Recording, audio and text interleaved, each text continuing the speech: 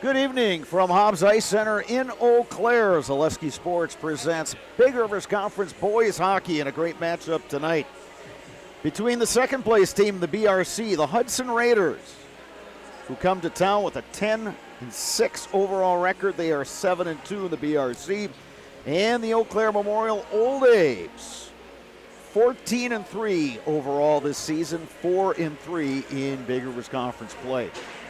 Hello again, everybody. I'm Bob Bradovich, joined up here in the Mike Sullivan press box by former Old A's head coach Mike Schwengler. And Mike, goes without saying, this is a huge week for Eau Claire Memorial. Home game tonight with Hudson and a chance to move into a tie for second place with the Raiders in the BRC. And then a home game Saturday afternoon against Stevens Point, the top team in the Wisconsin Valley Conference, and a team that, if you're going to seed teams right now, would have the one seed in that upcoming Division I sectional. Really a good chance for Eau Claire Memorial to make a case for a high seed. Well, you got to win the game first, right, Bob? Exactly. This is step one. They had a few days. They played late last week, Thursday, so they had a couple days to get some quality practice time in. And Hudson is no stranger. They're obviously a great program with a lot of mystique to them when it comes to the Eau Claire Memorial Hudson rivalry. But Hudson came in on a tear. They lost the other night, but they won, I believe, 7 or 8 in a row. So they're clicking on all cylinders. The Abes have won a lot of games. They lost one to Chippewa a few weeks back, but hopefully they've righted the ship and they're ready to go tonight. Hudson Raiders are receiving votes in today's Wisconsin Prep Hockey Division I poll. Eau Claire Memorial ranked 4th, even though the Raiders won in double overtime in their rink against the Old Abes earlier this season. Since then, in my estimation, Mike, Memorial's done a better job of getting their forward lines involved in the scoring. Well, they're getting scoring from different combinations. You looked at the first 7 or 8 games, it was Madsen, it was Byrne, it was Diggins, and then some sprinkle of Oneman or Pancras. More guys are getting involved in the scoring. Their power plays come alive the last 2.5, 3 weeks. They scored 5 goals last week against River Falls. So their power play's clicking, their penalty kill's been great. Hopefully they play well 5-on-5. Yeah, power play, which hadn't scored a goal through the first, 3-4 weeks of the season, is all the way up to over 20%. The penalty kill is still a solid 92%. Yeah, and you look at the Raiders, 32% on their power play, 83% penalty kills. That's pretty average for a high school team. But special teams tonight could be huge for Memorial if they're able to play aggressive and draw those penalties. Hopefully they can pop a few on the power play.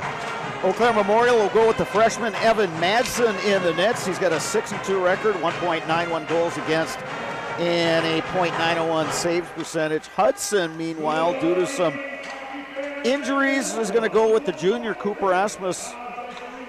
This is just his 3rd game he'll be playing this season at the varsity level. He's got a 1-0 record, a 1 goal against average, and a .900 save percentage. Eau Claire Memorial versus Hudson. These two have played some great games over the last couple decades. Each team has won a couple Wisconsin state championships. The Hudson Raiders just a few years ago went back-to-back under head coach Davis Drewski. He has since retired. And Charlie Singerhouse, a former Raider, running the show for the Raiders. Mike Collins, the head man for Eau Claire Memorial. Now we will meet our starting lineups. We'll go ringside to our PA announcer.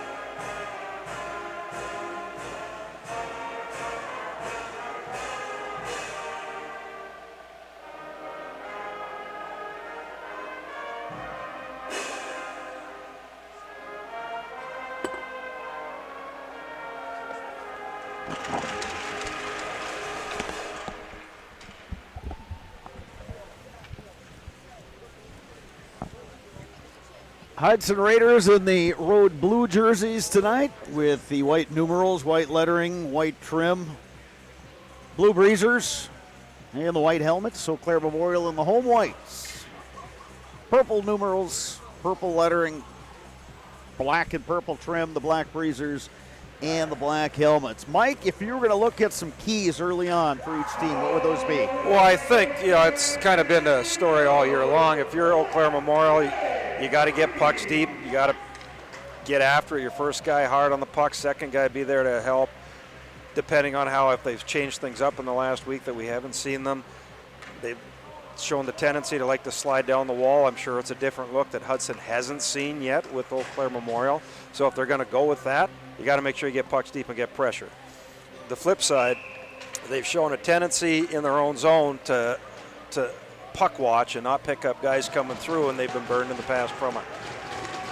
Nolan Autumn on the draw for the Old Abes. Harry Ross for the Raiders. Puck is down and we are underway.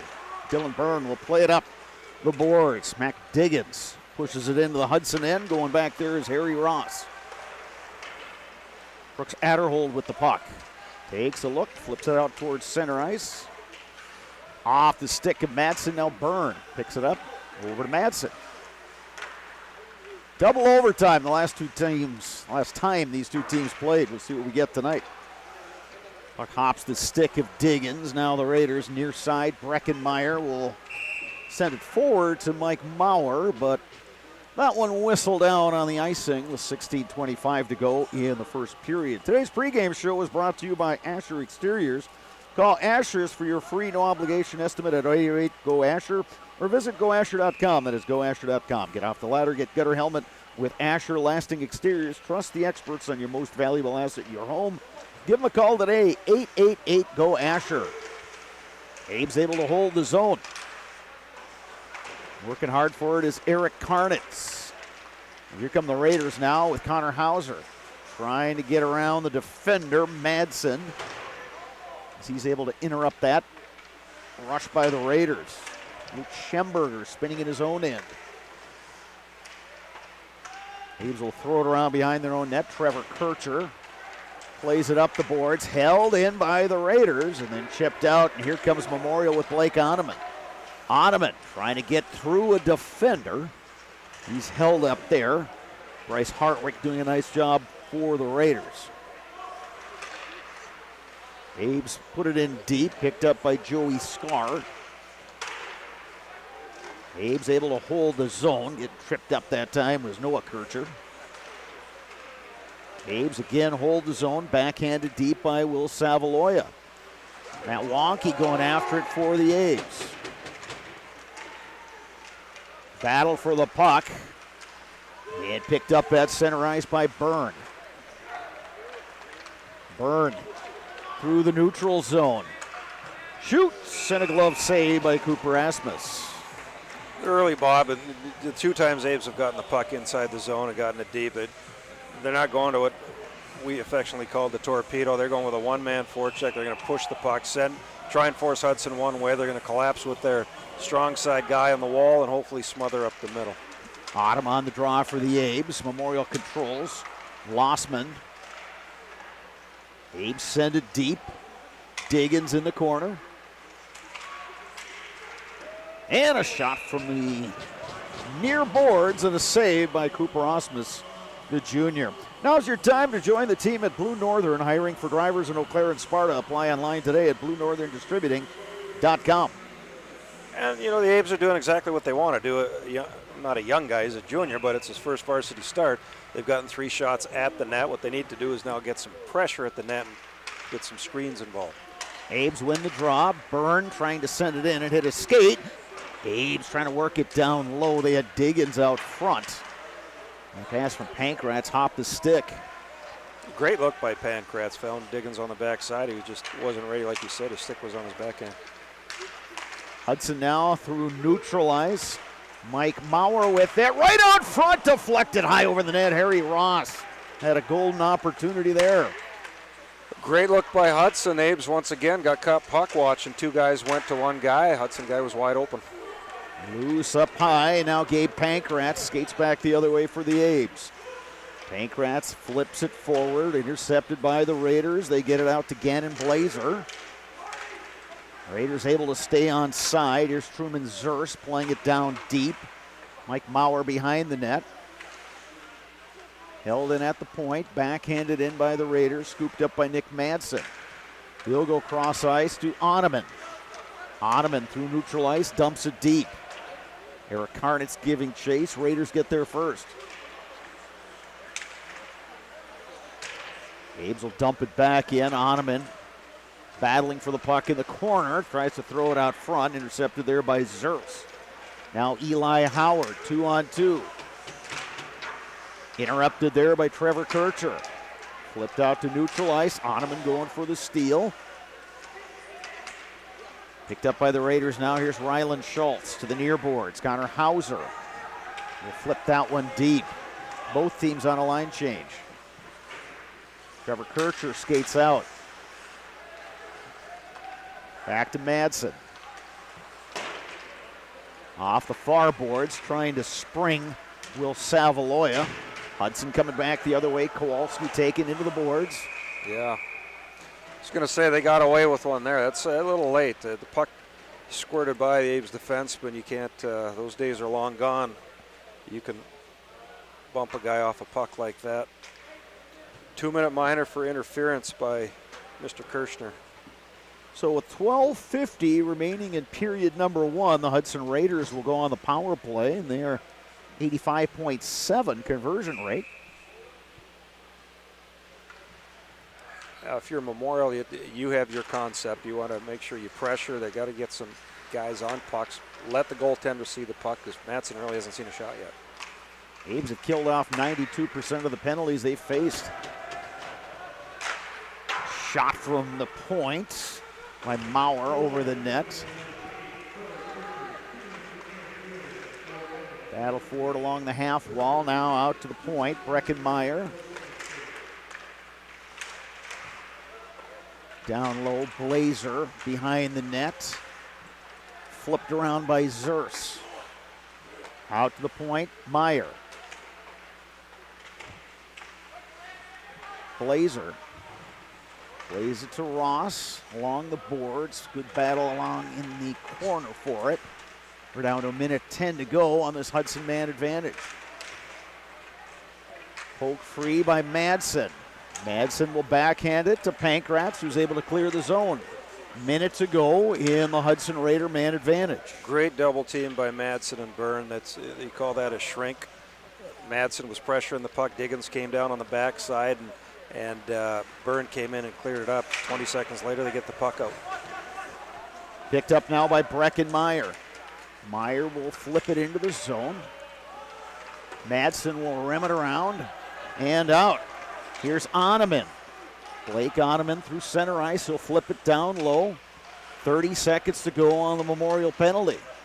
Oneman working hard along the end boards, battling down there with Will Kowalski. Skating out now. Here come the Raiders. Getting wide is Hartwick. Memorial's Schemberger lost an edge. Raiders will regroup. 10 seconds to go on the man advantage. Centered right out front, and a shot right on by Hauser that was kicked out of there by Evan Madsen.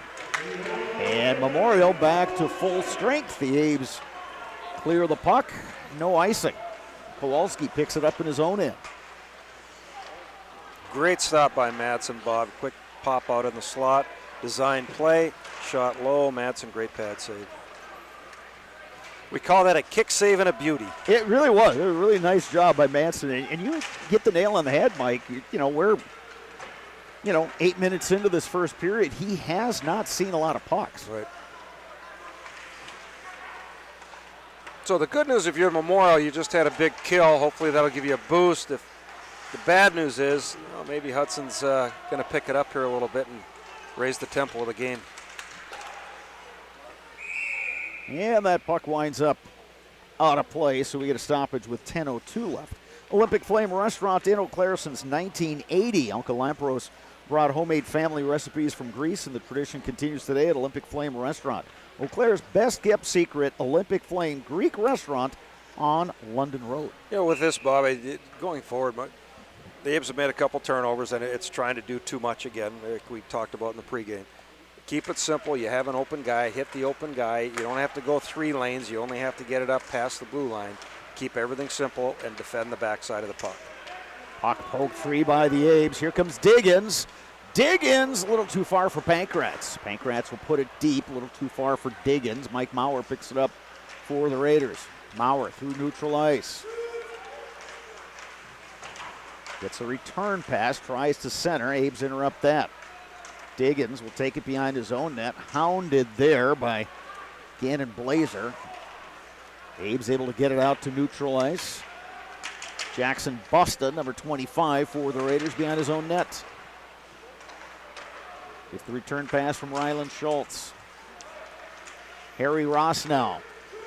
Far side. Blazer back to Ross, deflected wide. Karnitz moves it ahead to Nolan Autumn. Autumn gains the zone, trying to get around Brooks Adderhold. Autumn behind the net, still hassled by Adderhold, drops it low. Karnitz trying to center, and that was interrupted by Brecken Meyer. Here's Meyer coming out the far side. Raiders through center ice. Truman Zerst will play it down deep. Byrne back for the Old Abes. Wins a puck battle. Now gets hemmed in there by a couple of the Raiders. They're able to work the puck free, and they keep it down in the zone. Byrne will throw it around. Eric Karnitz picks it up for Memorial. Up ahead to Oneman. Collides with Adderhold and sends him flying.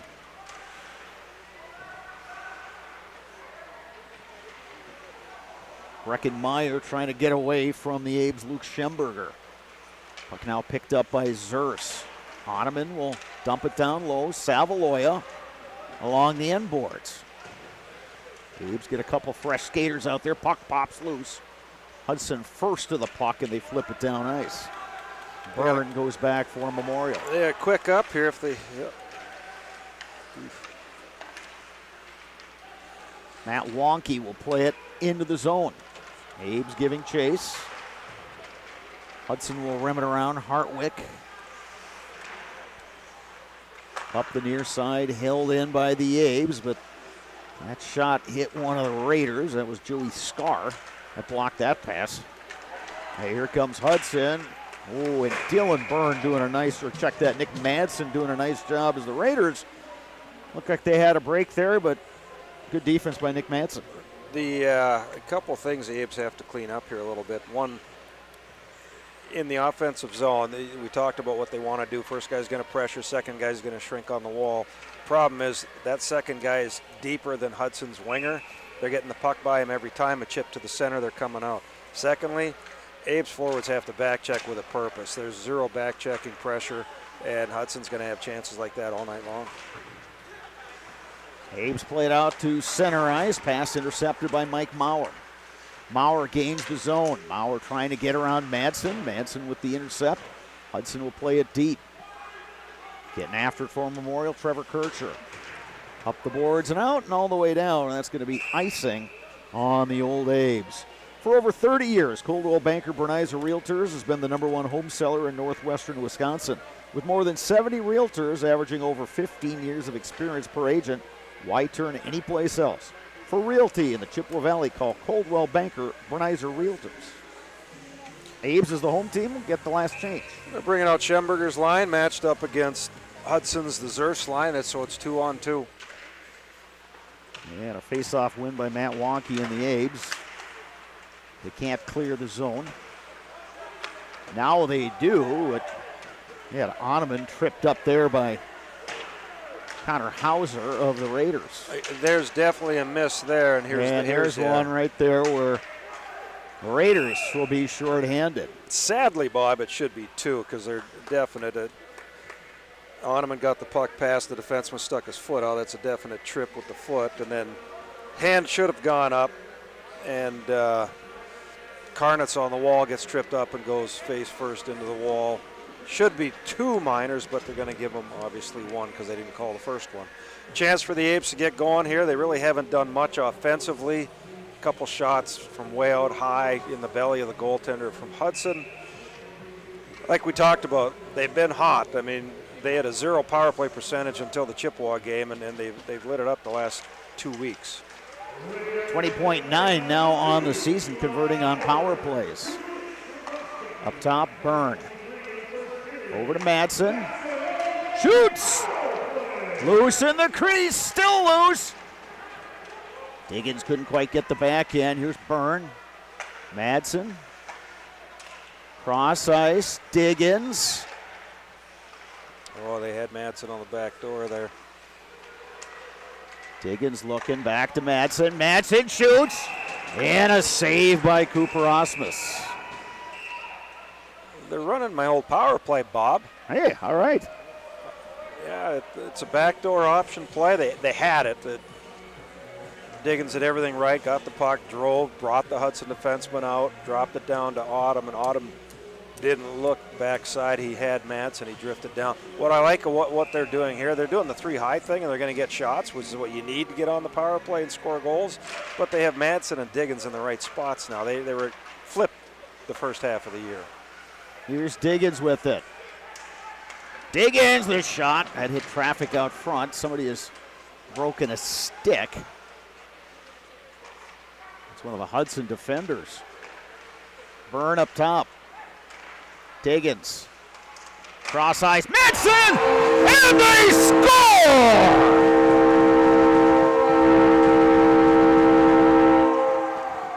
There it is. You got your shooters in the right position. Byrne does a great job of distributing the right guys in the right situation. Dish down to Diggins. Looked across. Madsen slid down to a perfect shooting spot. Face-off dot. Nice easy pass across. Ripped it, didn't play with it, didn't touch it, didn't dust it. He just let it go, beat him short side. 1-0 Abes. Nick Madsen with the goal. That is his 10th goal of the season. Mac Diggins will get an assist. I'd That'll be his 24th on the season. Yeah, I would think Byrne would get one, but yeah, good power play by the old Abes. Great, they grab a 1-0 lead.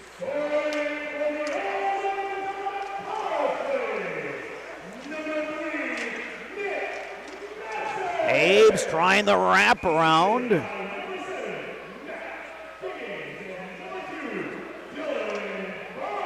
So Madsen from Diggins and Byrne.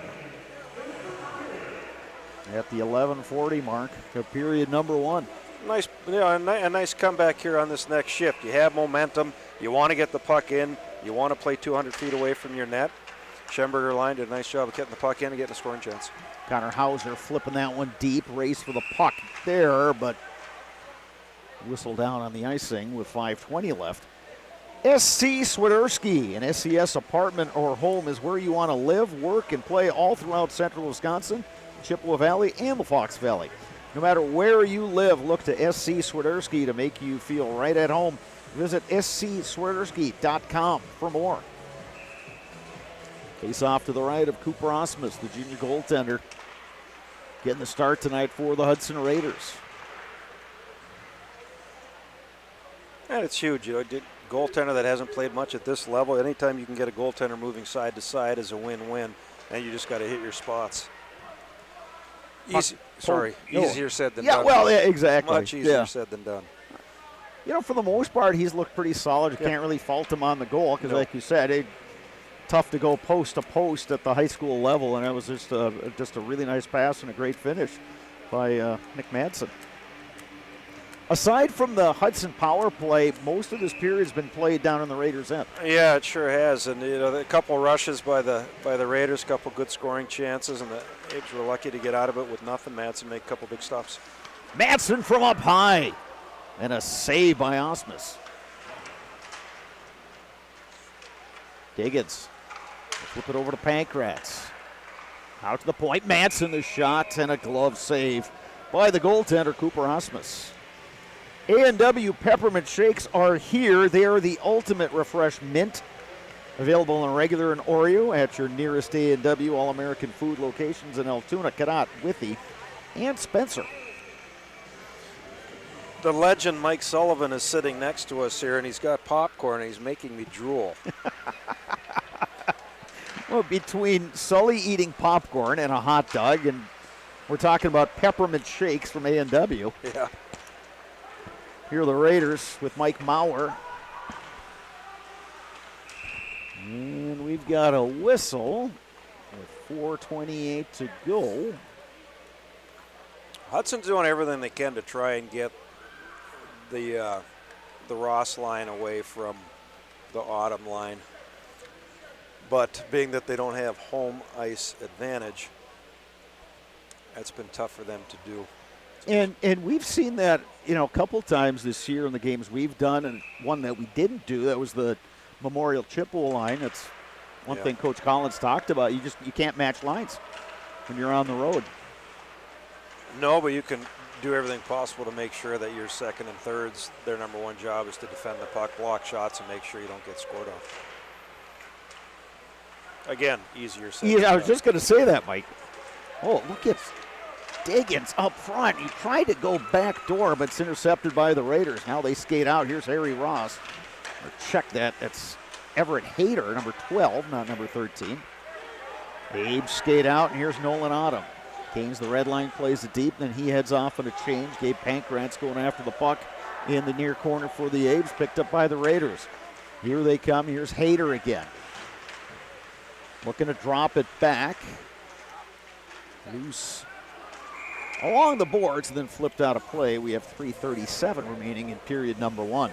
The Rural Virtual Academy is an online tuition-free public school serving students pre-K through high school right here in Wisconsin. For more information, visit ruralvirtual.org. A couple nice things at Laugh Ship. One, it all started with Matt, so the dump in by Hudson. Most of the goaltenders are going to cover that up, but he saw that Memorial had numbers back. He deflected it to the corner. His bigger brother made a nice quick pass middle up, right through the middle, and they picked it up and off they went. Here's Nick Madsen trying to get Ottoman on the stretch pass. Goes all the way down, another icing on the Eaps. Those are ones Blake's got to reach out just that little bit. You like to try and catch it in stride, obviously, but second best, just touch it so you don't have that icing call. He's still in on first guy on the puck. Face off to the right of Evan Madsen. Picked up by older brother Nick, now knocked off his stick. And Nick takes it right back. To the far side, Karnitz. Karnitz ahead to Oneman. He gets tangled up with the Raider, and that Raiders player, Jackson Busta, is kind of reaching back on his leg. Oh, I'm not. You know what, Bob? I think he's going to give it to Oneman for holding. Because, the puck squirted out, and Pankratz took the shot, and they blew the whistle. Sure enough, they gave it to, I don't know, I'm not too sure about that one. He tried to get around him. The Hudson guy engaged the contact, unless they saw something we didn't, where maybe they grabbed him by the helmet or the back of the jersey, but it definitely looked like the Hudson defenseman engaged in the contact, which would lead to interference. Right. Yeah, I don't know. It's obviously the biggest concern is Jackson Busta, the junior defenseman now for the Raiders, is getting some attention out there by one of the trainers. Like so we certainly they're checking his ankle. He might, he went backwards. He could have caught as simple as catching a rut and rolling back. It looks like they're going to offer assistance. A couple players. Yeah, I mean, there was obviously contact, and Yeah. it was initiated by Busta, and Ottoman's trying to essentially kind of crawl over him, and they got tangled up. But Ottoman will be in the penalty box for the next 2 minutes, and we'll keep an eye on Jackson Busta. He's not really putting a lot of pressure on that one leg, so they're going to take a look at him. A lot of discomfort, it looks like. Yeah. So second power play now for the Raiders. Abe's were able to kill that first one off. Well, and Memorial obviously knows what Hudson's trying to do. They're going to play high, very similar to what Memorial runs. They're going to go high umbrella. They're going to move it around. Hudson likes to bring a guy through and hit the pop in the slot. Pressure high, attack the first pass below the top of the circle, sticks in the passing lanes. Be aggressive down low. Raiders, Blazer plays it down. They go cross ice to Mike Maurer. Taken away by the Abes. Here comes Gabe Pankratz. 2-on-2. Pankratz the shot. Big rebound given up. The loose puck skipped up by Gannon Blazer. Blazer trying to get around Byrne. He's held up there. Puck picked up by Mike Maurer, who plays it deep. Madsen going after it for the Abes. Raiders pinching. They gain control of the puck. Far side, here's Mike Maurer, shoots! Evan Madsen the save. Held in at the point, Truman Zers. Breckenmeyer gives it back to Zers. Down low, Blazer. Zers taking a look. Blazer trying to go cross ice. Madsen gets in the way of that. Big battle along the boards, just in front of the Memorial bench, or just to the side of the Memorial bench. Still digging away, and Dylan Byrne comes out of there with it. Byrne will kill some time going behind his own net, and then he'll just bank it off the glass all the way down. That was a mind over matter last 25, 30 seconds. All their guys were gassed. The hardest part about the kill is you know you don't have the legs to go pressure like you want to, but they were smart enough to sit back, get everything to the wall, and then it was just a battle to scramble to see who could get it out, and Byrne came out with it, sent it down the ice. 21 seconds left in the power play. Chance for one last rush here by the Raiders. It was offside. Puck down low. Hemphill will throw it around, but the Abes get there first with Schemberger, and he clears it out to neutral ice, picked up by Bryce Hartwick. Over to Kowalski. Kowalski, a shot from distance. That's over the net. Abes are back to full strength. And Oneman, out of the box, picks up the puck. Blake Oneman on the dangle. Around one defender. We're under a minute to go. Centering pass. Held it at the blue line by Byrne. Byrne from distance. That got through, but missed on the wide side. Byrne with the puck. Waits for his teammates to get onside. Dylan Byrne, the shot. Turned aside by Osmus. Pulled free by the Raiders. Cross ice pass. Little too far that time for Everett Hayter. Byrne pokes it free. Carnet's able to clear the zone. Hudson in its own end. Breckenmeyer. Off the skates of Scar. Abes play it forward. Mac Diggins trying to get after it. Diggins gets there first. Working for it in the corner. 5 seconds to go in the period. Centering pass. And then in the slot, there's a shot! And it's deflected high. Oh my goodness, the Abes had a great look there. It was Tygan Kunert, who after that puck kind of pinballed around, was in the highest slot, and he let one rip. But it got deflected high. Good period, Mike. Yeah, very good period, back and forth. Some nice rushes on both sides. Anytime you have a lead at the end of a period against the vaunted Hudson Raiders, that's a good thing. Madsen didn't see too many shots. The ones that he did, he was obviously there and got across and was good square up with the shots. A couple of the power play ones, the Abes gave a little bit too much room to come in and get shots off. You want to get people in front of those, but overall you got to be pleased going into the second period. Shots on goal that period, 10 for Memorial, 7 for Hudson. So, saves, Evan Madsen for Memorial had 7 saves. Cooper Osmus for Hudson, 9 saves. After one period, your score, Eau Claire Memorial 1, Hudson 0. We'll take an extended break, and we'll return with second period action. You are watching high school hockey on Zaleski Sports, presented by Spectrum Insurance.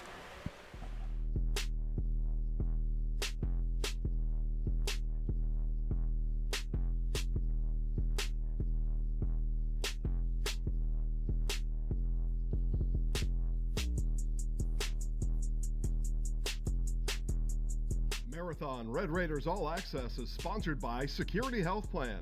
Security Health Plan. Promises kept. Plain and simple. Visit securityhealth.org today. Keep working. Come on. 20 seconds. Rebounder. Keep working.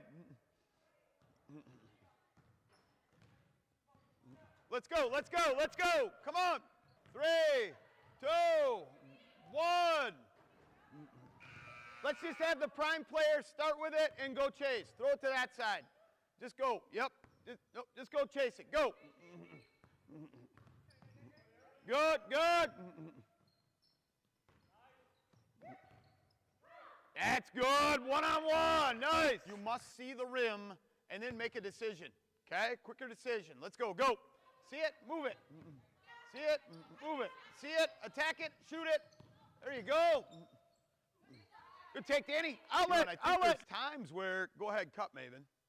You know, if I go here, I don't need to get all the way down here. I can just get to here, and then look, I've got one or two options on that side that I can kick that ball, and that's great. That really makes the defense work then, right? That creates a long closeout. All right, Addie, go. Cut, Maven, go. My name is Maddie, and I beat cancer. Friday, we're doing a game against Prentice, and we're raising money for Children's Miracle Network. And they've helped me a lot. I'm a miracle child this year, and I'm doing a lot of things to help them raise money. Being in sports, I played all throughout my treatment. I played all 4 years of high school. I played in middle school. So I just wanted to keep with it, and I knew like if I kept doing that, like it would just help me boost my confidence. I'm thankful for the whole community. They really came together and helped raise money for me at the beginning of all my treatment, and my parents are always a big support. My brothers, my whole family, and just everyone around in the community was a support. I just kept a positive mindset, and I didn't let anything let me down because I knew I was going to beat it, and I didn't want to let it beat me. It was a pretty good feeling. I mean, finding out that I was cancer-free, I knew that like that was my biggest achievement I was ever going to make in my life. My message to anyone who's going through this is just stay positive and always look at the good. Even though there's going to be bad days, just think about all the positives. Have as much fun as you can. Keep your mind distracted.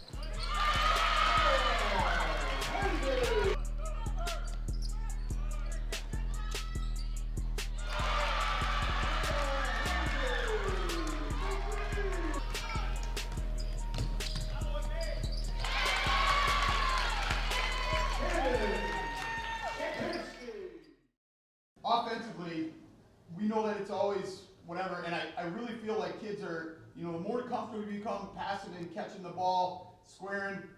Emma and Miley, I thought you did a really nice job of seeing the rim and then making decisions, whether that be to attack or pass. Guards, I thought we moved it pretty well, and second half, I thought we were better offensively, and it showed. Give yourself a clap, 1, 2, 3. Nice job. All right. We know we're a young team. But enjoy this. Okay, this is a really great win for you. Prentice is a pretty good team. They've played a lot of the Edgar's tough. They played Stratford tough. You saw. Girls, we've got second half of the conference season coming starting next week. Now it's our time. And we show how much better and better and better we're getting. Give yourself a clap, 1, 2, 3. Without further ado, and we have one more thing after this, sorry. 1, 2, 3. Yes! All right. Meadow has the game ball. Okay? We will get everybody and get their autograph. Yeah. Okay? And that ball, Manny, come on up. This ball's going to Manny. Come on up.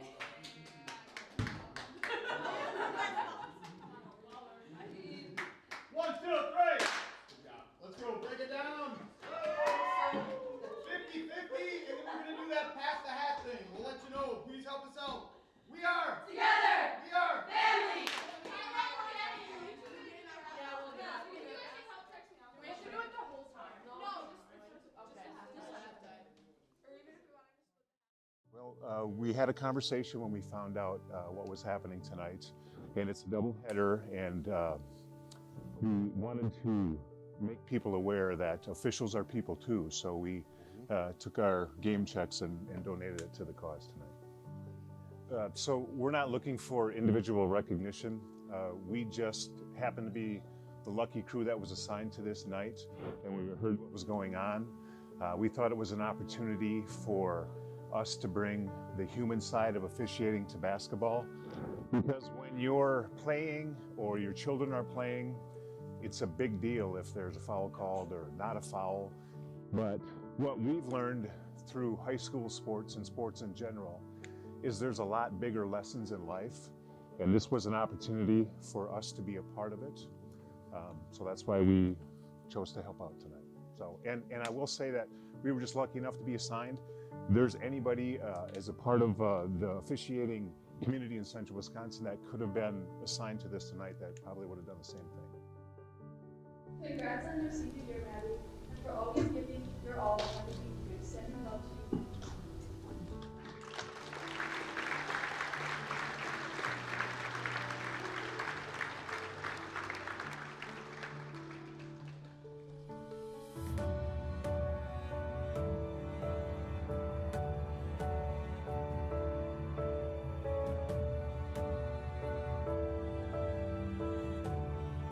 We could have everybody stand and give these two courageous young ladies a huge round of applause.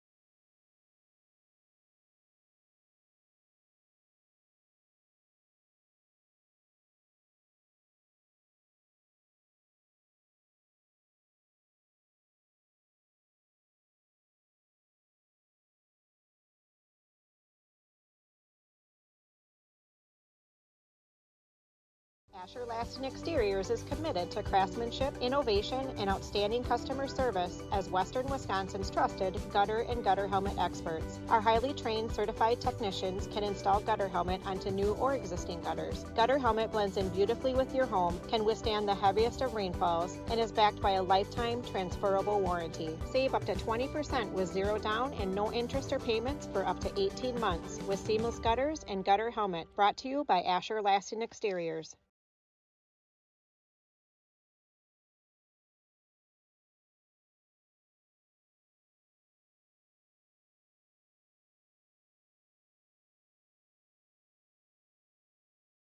I think there are a lot of benefits to schooling our children from home. We get to spend a lot of time with them, and there are eureka moments like seeing them walk for the first time, or they figure something out and they're so excited about it. The RVA really does work with each family to individualize each child's education to help them really succeed.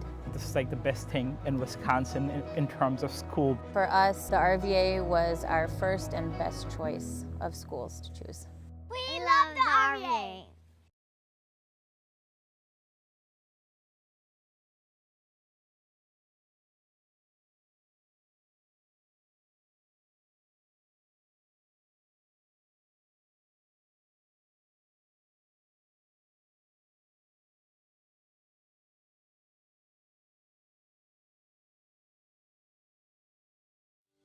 At Marquardt Motors, we want our customers to experience the highest possible level of satisfaction.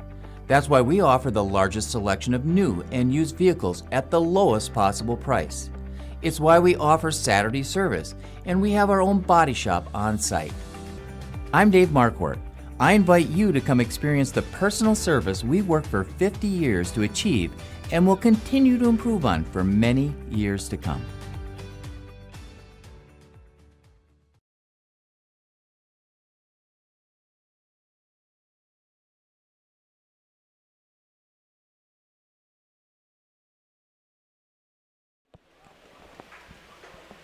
We are back at Hobbs Ice Arena getting set for period number 2, Big Rivers Conference boys hockey.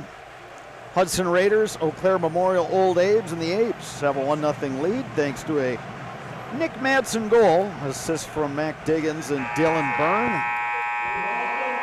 Shots were 10-7 in favor of Memorial in that first period. Bob Redovich and Mike Schwingler here. A real nice crowd here at Hobbs. Always good to have the band here. Lots of folks lining along the boards to our left, and a lot of folks on the balcony to. Would you say about 600? Would you say about 6? I would say maybe a little higher than that. It's not full across the way in the bleachers. Memorial basketball does have a home game tonight, so that explains part of the crowd. And there's a fair amount of folks from Hudson. Oh, Mike. First period, I would say from either perspective, I think you got to be reasonably happy. Memorial, you got the lead. You protected your goalie. You didn't, you gave up a couple chances where guys were flying down the slot, but it's certainly much better than when we saw Memorial play New Richmond a couple weeks ago. And for Hudson, you got a goalie who was literally just playing his third varsity game this season, and he's held up okay. Yeah, and the one shot that got by him was a cross ice pass. If you're the Abes, you want to make sure this period, what Hudson's going to do on their breakouts. So we talked about their second guy getting to the wall's got to get higher. Harry Ross in the corner, battling with Nick Madsen. Two good players going at it right there. Dylan Byrne back there as well. Raiders take the puck free, and they put it through the crease. Now a shot from up high, misses wide. Breckenmeyer able to hold the zone. Down low is Ross. Gets it over to Maurer. Maurer wanted to get it out to the point. Poke free. Here comes Nolan Autumn. Autumn looking for the drop pass. Autumn taken into the boards. Dylan Byrne behind the net. Dylan Byrne trying to throw it out front. Diggins pokes it free for the Abes. Takes a look. Plays it deep. Pankrats. Nifty move there. Pankrats the shot. Wound up into the netting. Wow. Couple decent chances on either end there. Well, Byrne made a real nice play and a nice look. It was just the fact that Autumn didn't. I think Autumn was looking to cut through, do the pick non-pick thing, and Byrne laid it out for him, and Autumn was looking to cut, thinking Byrne was going to come around him. And then Pankratz with an oopsie and got the shot off and just a little bit outside on that one. In the corner is Hartwick for the Raiders. Pinned the boards there. Schemberger trying to join that scrap. Raiders play it up the near boards, but not out. Eli Howard able to poke the puck free. Give and go there, and Howard taken down. Gets the return pass, but his stick got lifted, and it's thrown into the zone by Nick Madsen. Madsen controlling up high. Poke checked off his stick. Here comes Connor Hauser. Hauser trying to get around a defender. Got held up by Kircher, then taken to the boards by Madsen. Here's an opportunity from a sharp angle. A Scar put it off the side of the net. Big thing here, Bob, the defensive side of the puck. Now, the Abes are outnumbering them. You got to stay, but keep that puck between their guy and your goaltender. You always have a chance. Hudson kind of picking up the pace a little bit, looking for that equalizer. Abes gain control. They flip it ahead. It's gloved by Breckenmeyer. Played up the far boards. Bad change by the Abes. They're lucky they didn't get caught. All 3 forwards came off a puck that was on the other side of the red line. Here's a loose puck up high on the backhand. And a good job by the Abes to interrupt that one. As Joey Scar is working hard for the puck. Abes play it forward. Here's Savaloya. 1-on-2. Savaloya drop pass. Here's a shot over the top of the net by Noah Kircher. Kircher again the shot. Cooper Osmus will cover up and make the save. We haven't had the opportunity to call Matt Wonke's name much tonight. He's playing with Kirschner and Will Savaloya, but there, great breakout opportunity. Caught the puck, terrific look to Savaloya, got it up to Kirschner, and they got a shot, rebound opportunity out of it. Nolan Autumn on the draw for Memorial. Abe's done a really nice job in the circle, and a shot right on by Diggins. Osmus with another save. Hudson exits the zone. Here's Caden Hemphill. 2-on-1. Dylan Byrne going back there for the defensive stop. Abe's trying to poke the puck free with Tucker Lossman. He and Byrne are down low. Out to the point. Here's Adderhold, the shot. That got deflected. Puck picked up by the Abes. Autumn gets it to Diggins. Diggins back to Autumn. Nolan Autumn, the shot. Rebound. Cleared out of there. Beautiful job by the defender, Bryce Hartwick. The puck was just sitting out front. Puck played deep by the Abes. They have to touch up on the delayed offside. A heck of a shift by Max Diggins right there, Bob. First of all, the puck got dumped out earlier. He out-hustled 2 of his forward line mates to back check. Got down in the other end. Great give and go with Autumn for a scoring opportunity in the other end. Good work on the far boards by Mike Maurer. Wanted to get it to the point in Breckenmeyer, but it's off his stick. Blake Ottoman on the forecheck, played behind the net to Kowalski. Work free by the Raiders. They will look to exit the zone. Kowalski, hassled by Karnitz. Played out to neutralize. Here's Harry Ross. Ross trying to get around a defender. Puck comes in on net, nearly went in. Swept out of there by the Abes. Then a shot from Maurer. Another shot, and we get a whistle with 12 minutes and 13 seconds remaining. If I'm the Hudson Raiders coach, Bob, I probably want to have a chat with the referees because I believe number 8 from the Abes was the one with that pressure on, was the one that pushed the Hudson forward into the net to dislodge the net to get the face-off. That's a no-no, Bob. That should have been it should be a delay of game penalty, but at least get the warning in so they don't do it again. It's no different than the goaltender kicking the net off, right? Right, exactly. Give them the warning. And Raiders poke the puck free. Now the Abes get it. And a pass by Pankratz back to his defenseman that almost wound up loose in the slot. Off the stick of Pankratz, played back in by Breckenmeyer. Tucker Lossman back for it for the Abes. Intercepted by the Raiders.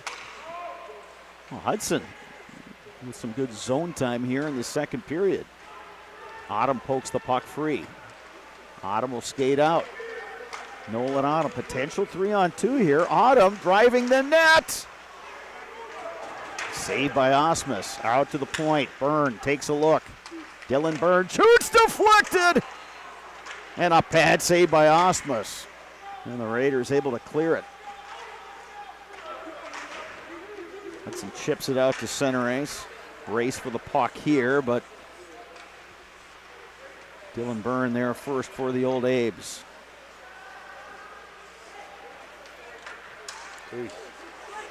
That clearing attempt was knocked down by the Raiders' Everett Hayter. again, take what's in front of you, make the simple play, chip it up off the wall, off the glass. And it's flipped down toward the net. The goaltender, Osmus, realized it was going to miss on the short side, so he let it go. Icing on the old Abes, 10:46 remaining in period number 2. Marquardt Motors, your local Buick and GMC dealer, has the area's largest pre-owned and new vehicle inventory with new arrivals daily. View the inventory at marquardtmotors.com or stop in to talk to a friendly salaried sales consultant. Keep your home and valuables safe with SOS Security in Eau Claire. Protect against intruders, fires, water, and more for every room, every door, and every window. Place your trust in SOS Security.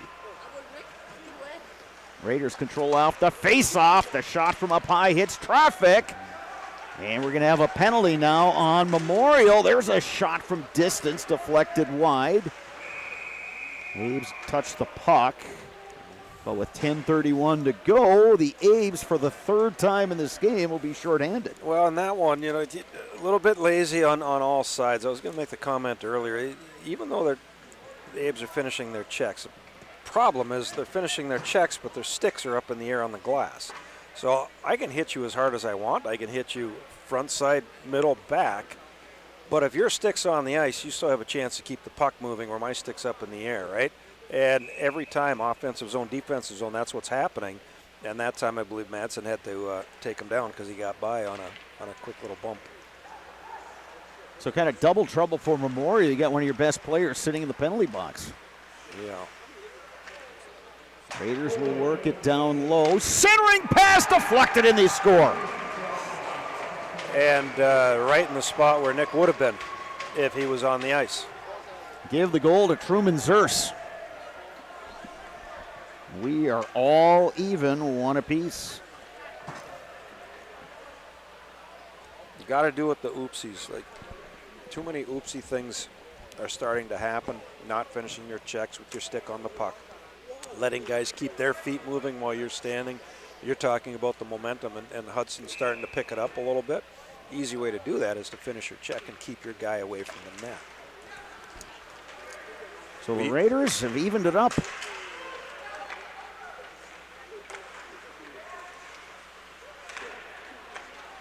Hudson moves it up the near side. Here's Blazer. Play to Ross. He collides with Autumn. Oh, Madsen, or check that.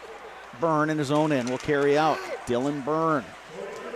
Taken down from behind, and we're going to get a penalty on the Raiders. And what do you do if you're a senior captain and you don't like the way things are going? You pick up the puck, you make a couple moves, you rush it up, you get hauled down. Now you guys are back on the power play with a chance to go ahead. So Blazer and Ross picking up the assist on the Zers goal, but now 42 seconds after a power play goal 42 seconds after the Memorial penalty, now Hudson goes to the box. Scanning Blazer. For Truman Zers, that's his 14th goal of the season. And a great opportunity here for the Apes to obviously have a chance to go ahead. Hudson coach, he got caught up. He probably didn't like the call, but inadvertently he gave Byrne, Diggins, and Pankratz an extra 30 seconds to breathe coming out of that penalty kill. HS Fence is serving Wisconsin's commercial and residential fencing needs for the last 18 years. HS Fence specializing in chain link, vinyl, wood, and ornamental fencing. Get Culligan Water for just $9.95 a month for the first 3 months. Visit Sterling Culligan Water at CulliganH2O.com. Abes on the power play. Dylan Byrne.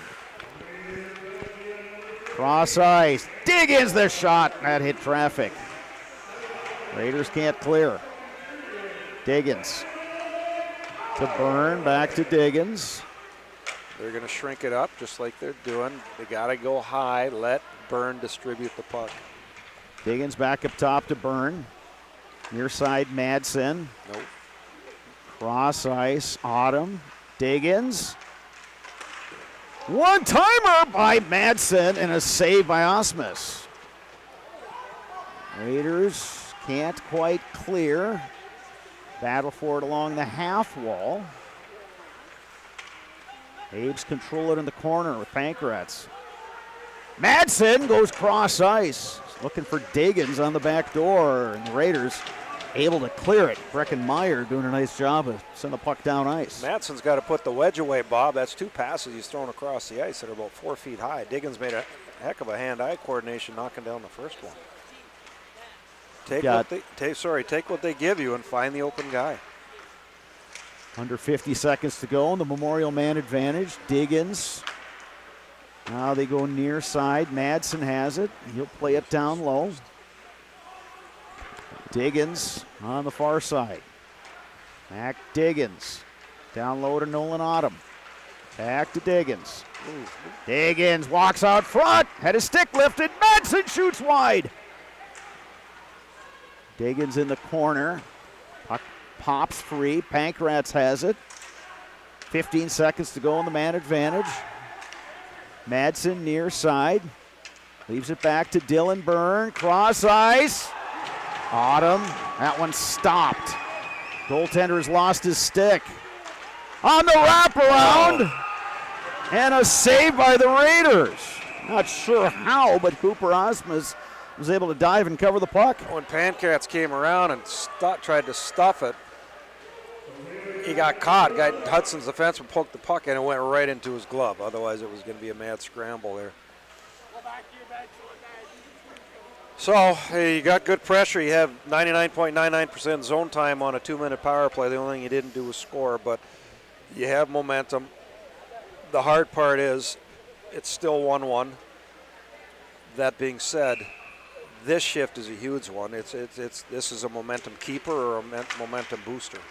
Jember wins the face-off, but here come the Raiders. Maurer trying to get it back to Blazer. Good job by the defenseman, Trevor Kircher, to break that one up. And then a Memorial player taken down hard. They play on. Wonky can't clear the puck. Raiders right out front. Ross wanted to get it to Maurer. Just dump it in, get the change. This is the first shift, Bob, that Hudson's top line has gotten away from the Pankratz line. And right out front and denied by Osmus, the Abes. Had Eric Karnitz parked right in front, and he had a one-timer, but the goaltender made the save. All the physical aspect of this game is really starting to pick up now with 7 minutes to go in the second period. Ottoman drops one of the Raiders to the point. The shot deflected. Meyer with the slapper from the point and was deflected into the netting. Again, great end-to-end. Madsen, Nick realized that, okay, we're in trouble here a little bit. We got their top line, picked it up, drove, made a play at the net. Karnitz had a great shot, scoring opportunity. What I don't quite understand is Hudson came out with the puck. The guy dumped it in about 10 feet on their side of center ice, and the refs blew it off, which led to this face-off down low. Battle in the corner. Raiders digging for it there. Joey Scar in the corner. Abes pick up the puck. They skate out with Savaloya. Cross ice to Wonky, who's able to hold the zone. Abes trying to scrape through a defender. Wonky has it along the half wall. Now poked away by the Raiders. Willie Fisher was able to poke that puck free momentarily. Now they battle for it in the corner. Abe's able to hold his own. There's a quick shot by Savaloya that was sticked away by the goaltender Osmus. Savaloya picks up the puck. Penalty coming here, Bob. Penalty on the Raiders. And with 5:58 to go in period number 2, once again, Memorial goes back on the power play. Oh, good pressure, got the puck in deep. First guy on the puck, second guy beat their second guy. Battling down low. You're the Abe's third line. If you can get any time in the offensive zone, scoring chances are the bonus. You want to play down deep. Ryland Schultz, 2 minutes for interference. So the old Abes for the third time in this game go on the power play. They've had a lot of good looks. That's just a killer. You get the power play, your center wins a 50-50, and you're not ready to make a play on the puck, and your stick gets caught. They dump it down. You just killed 20 seconds. Dylan Byrne through neutral ice. Byrne in the corner. Little stop and go move. Plays it around for Diggins. Back to Byrne. He wanted to go cross ice. Knocked aside by the Raiders. Here they come with Truman Zers. Zers gets it poke checked away and a really nice play by Nick Madsen. Loose out front. Scooped up by Diggins. Got away with one there. Autumn now. Nope. Raiders with the breakaway. Coming right in and they score.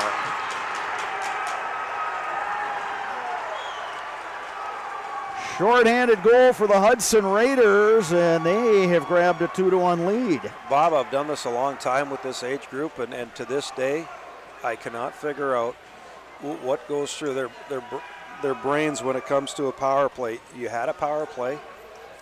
You ran it perfectly, efficiently. You found the open guy. You got the quality shot. You scored the goal.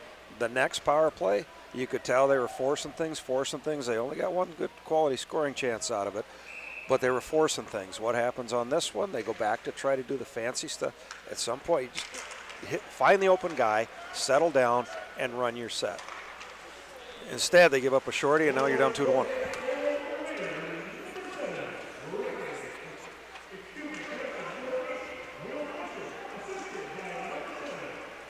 Yeah, now it's Willie Fisher, but that was number 9, Truman Zers, who got that goal.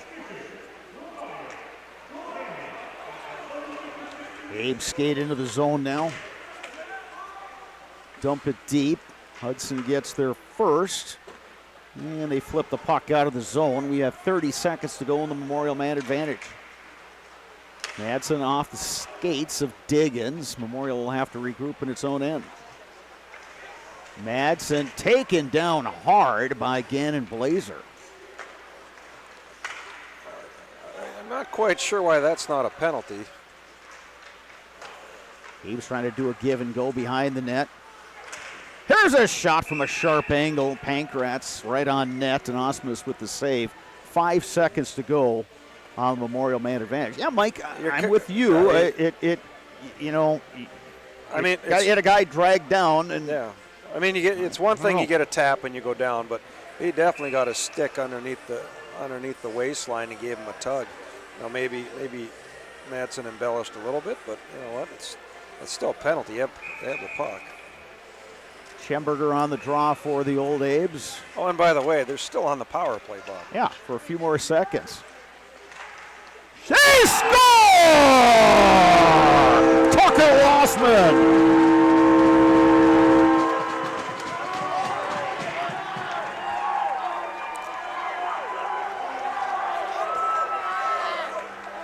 Tucker Lossman for the Old Abes. That's his first goal of the season.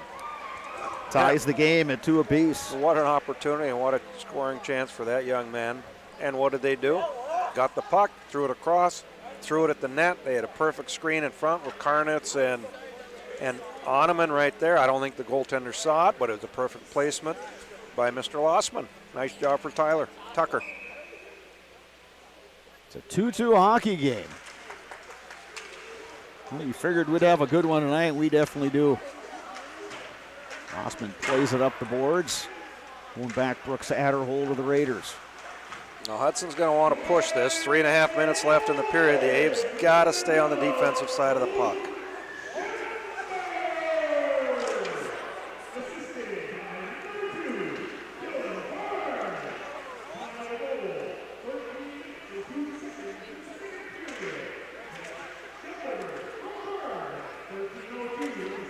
Well, it's announced as Schemberger for unless he tipped Byrne. it. Maybe Schemberger tipped, but then you would think Lossman would get the assist, right? Lossman went through the train line number 1, and that's usually the goal that's scorer, usually the goal. So I'm going to stick with my unofficial scoring. So it should be Lossman from Byrne and Schemberger, because Schemberger won the face-off to Byrne. And Mike, you talk about doing the simple things in the power play, and that was it right there. Exactly. You don't have to roll high. You don't have to move. Just find the open guy and get the shot with net traffic. 2-2 hockey game in the latter stages of period number 2. Setting up for a good one here from Hobbs. Raiders control the puck. Working hard for it is Gannon Blazer. Hudson going to try to work that give and go, but the Abe's got a stick in the way. Shot from distance, deflected right on net by Mike Maurer. And now we got a penalty on the old Abes. Raiders will get an extra attacker out there with the goalie out. Memorial touches the puck. Hudson goes back on the power play with 2:21 remaining. Another cross-checking penalty. That's 2 in the last 5 minutes. The Lossman goal must have come like a second after the penalty expired. Either way, it was started by the power play, which had 5 seconds. Yeah, they did enough to get him a good Scored look. in 6, yeah. But they're again here now, Bob, on this last shift. Hudson gets the puck in deep. They go hard on the puck. Abe's go one-on-one in the corner. Hudson sticks her on the ice. Abe's sticker above the dasher. Who comes out of there with the puck? Hudson gets the puck, rolls off the check, comes around, throws the puck at the net. They got to take a penalty. Now they're on the power play again. 2:21 to go in period number 2. At Chippewa Valley Orthopedics and Sports Medicine, whether you are a professional athlete, weekend warrior, or simply have an aching joint, rest assured that you will receive unsurpassed care delivered with compassion and respect. When you need it most, visit the sports medical experts at Chippewa Valley Orthopedics and Sports Medicine. Abe's able to clear the puck. Racing after it, Diggins for the Abes, and he gets bumped by the goaltender, Osmus. Raiders skate out with it. Breckenmeyer gains the zone. Abe's able to clear. Now here's a race for the puck. Pankratz has it. Gabe Pankratz all alone to the backhand. And what a save by Osmus. Ay, boy. Gabe did everything right. He beat him to the far post. Goaltender got a pad out to the post and beat him to the corner. Gabe would have came back on his forehand. That guy overplayed. He had the whole net. Easier said than done. We keep saying that, but he had him. He got him down. He got him moving. If he could bring him back, he's got an empty net stuff. But, just as important, Byrne was out there for 4 minutes straight. He got a 20, 30-second blow here. Now he's back. Your top guys are out to kill the last minute and 28 on this power play. Raiders will skate out. They come the near side, Kowalski. Kowalski will play it deep. Ottom first the puck for the Abes, and he'll dump it down. Now Blake Ottoman skating after it. Ottoman wins the race around a defender. Can't get around a second defender. You get a pop from Kowalski. Skating through the neutral zone is Connor Hauser. Hauser getting wide. Hauser still with the puck. Didn't miss the far post by much. Abe's able to clear. 50 seconds to go in this Hudson power play. I would assume, Pankratz and Diggins will be coming back. It's good pressure. Hudson, their guys are a little bit gassed right now, too. They've been out there for the minute, 30 seconds. They're not in sync. You just pressure just enough to get them to do a dump. There you Hudson go. going cross ice. Here comes Madsen. Madsen gets it poke-checked away by Blazer.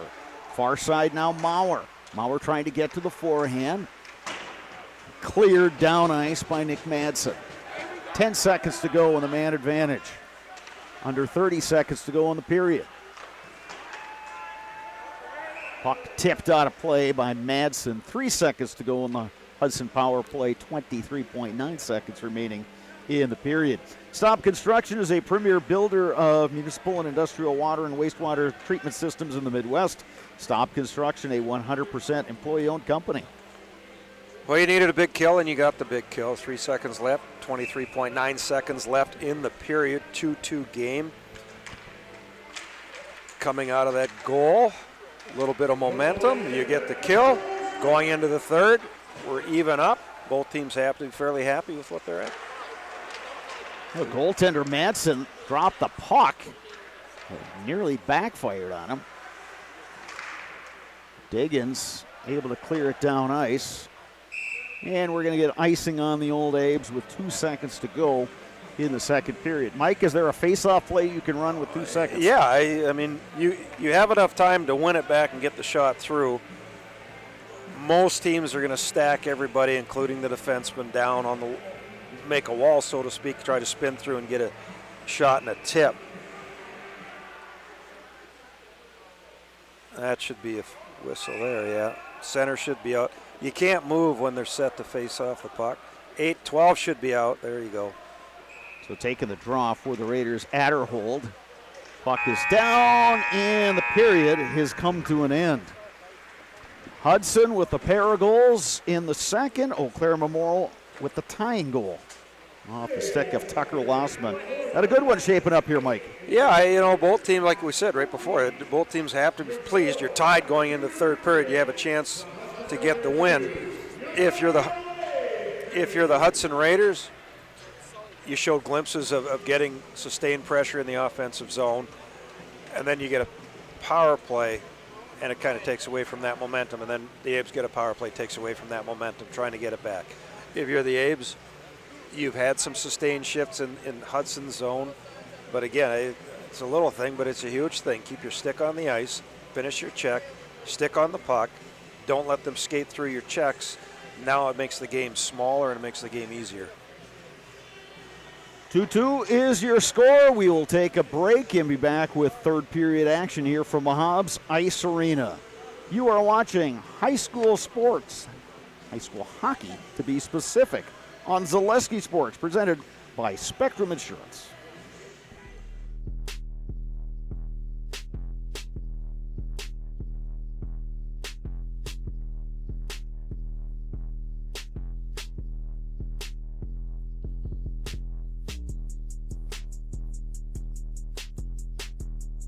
Marathon Red Raiders All Access is sponsored by Security Health Plan.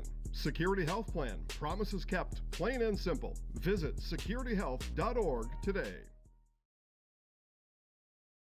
Keep working. Come on, 20 seconds. Rebounder, keep working. Let's go, let's go, let's go. Come on. 3, 2, 1. Let's just have the prime player start with it and go chase. Throw it to that side. Just go. Yep. Just go chase it. Go. Good, good. That's good. One-on-one. Nice. You must see the rim and then make a decision. Okay? Quicker decision. Let's go. Go. See it. Move it. See it. Move it. See it. Attack it. Shoot it. There you go. Good take, Danny. Outlet, outlet. There's times where, go ahead, cut, Maven. If I go here, I don't need to get all the way down here. I can just get to here, and then look, I've got 1 or 2 options on that side that I can kick that ball, and that's great. That really makes the defense work then, right? That creates a long closeout. All right, Addie, go. Cut, Maven, go. My name is Maddie, and I beat cancer. Friday we're doing a game against Prentice, and we're raising money for Children's Miracle Network, and they've helped me a lot. I'm a miracle child this year, and I'm doing a lot of things to help them raise money. Being in sports, I played all throughout my treatment. I played all 4 years of high school. I played in middle school, so I just wanted to keep with it, and I knew if I kept doing that, it would just help me boost my confidence. I'm thankful for the whole community. They really came together and helped raise money for me at the beginning of all my treatment. And my parents are always a big support. My brothers, my whole family, and just everyone around in the community was a support. I just kept a positive mindset, and I didn't let anything let me down, because I knew I was going to beat it, and I didn't want to let it beat me. It was a pretty good feeling. I mean, finding out that I was cancer-free, I knew that that was my biggest achievement I was ever gonna make in my life. My message to anyone who's going through this is just stay positive and always look at the good. Even though there's gonna be bad days, just think about all the positives. Have as much fun as you can. Keep your mind distracted.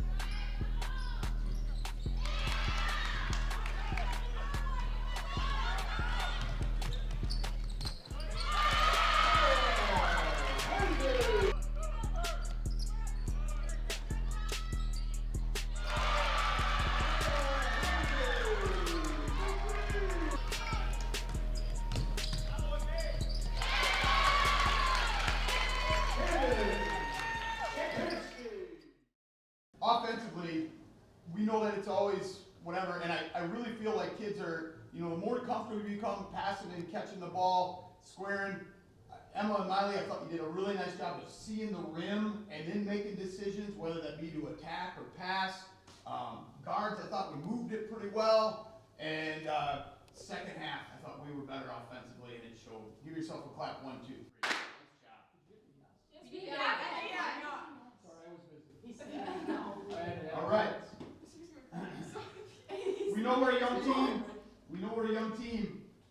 But enjoy this, okay? This is a really great win for you. Prentice is a pretty good team. They've played a lot of the Edgar's tough. They played Stratford tough, you saw.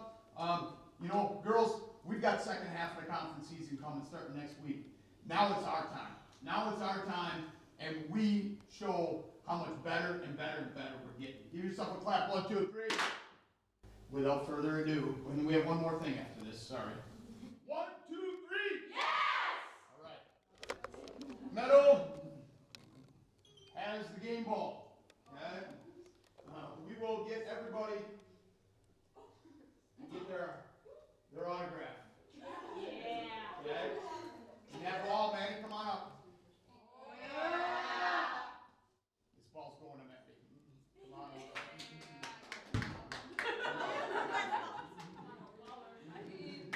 1, 2, 3. Good job. Let's go. Break it down.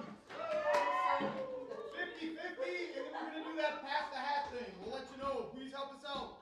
We are together. We are family.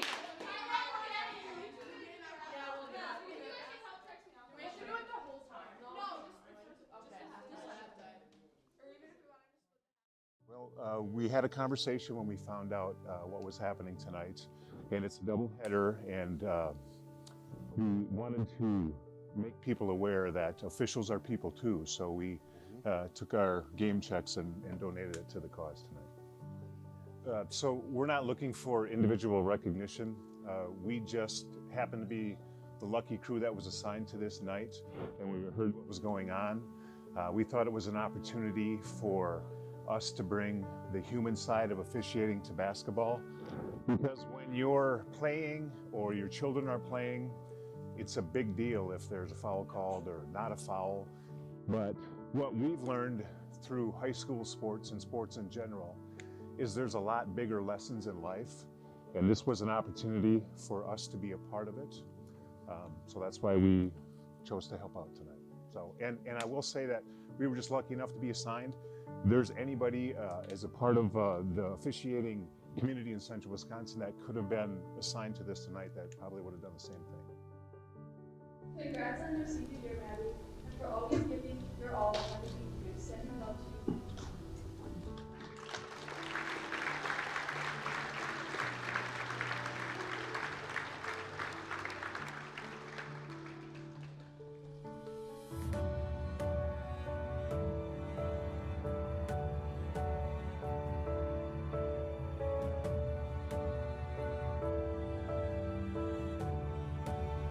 Everybody stand and give these two courageous young ladies a huge round of applause.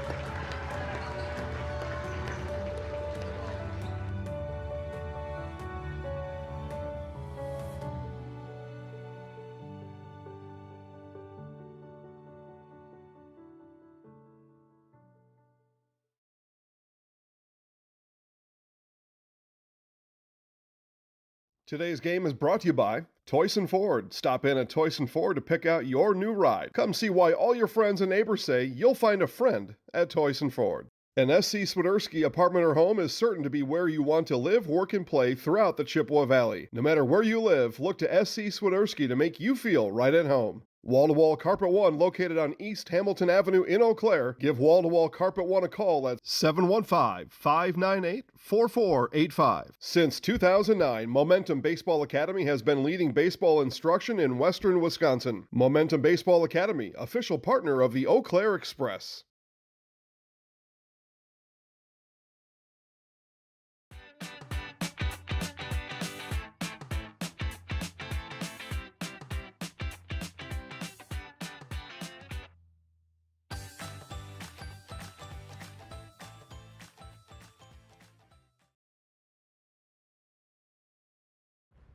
Fleet Farm has everything you need for every season of life. From tending the vegetable garden season to planting 100 acres of crops season. Fleet Farm is your one-stop shop. Whether it's strawberry jam season, cook your walleye season, or his first set of wheels season. Fleet Farm is built for every season. Fleet Farm, built for real life.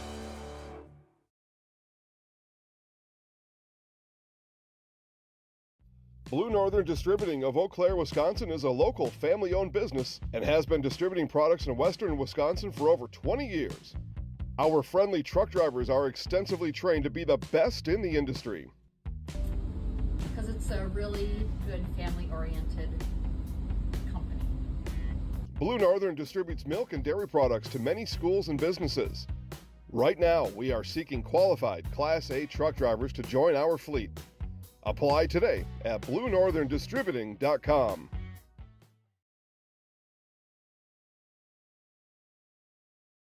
Why work for Staub Construction?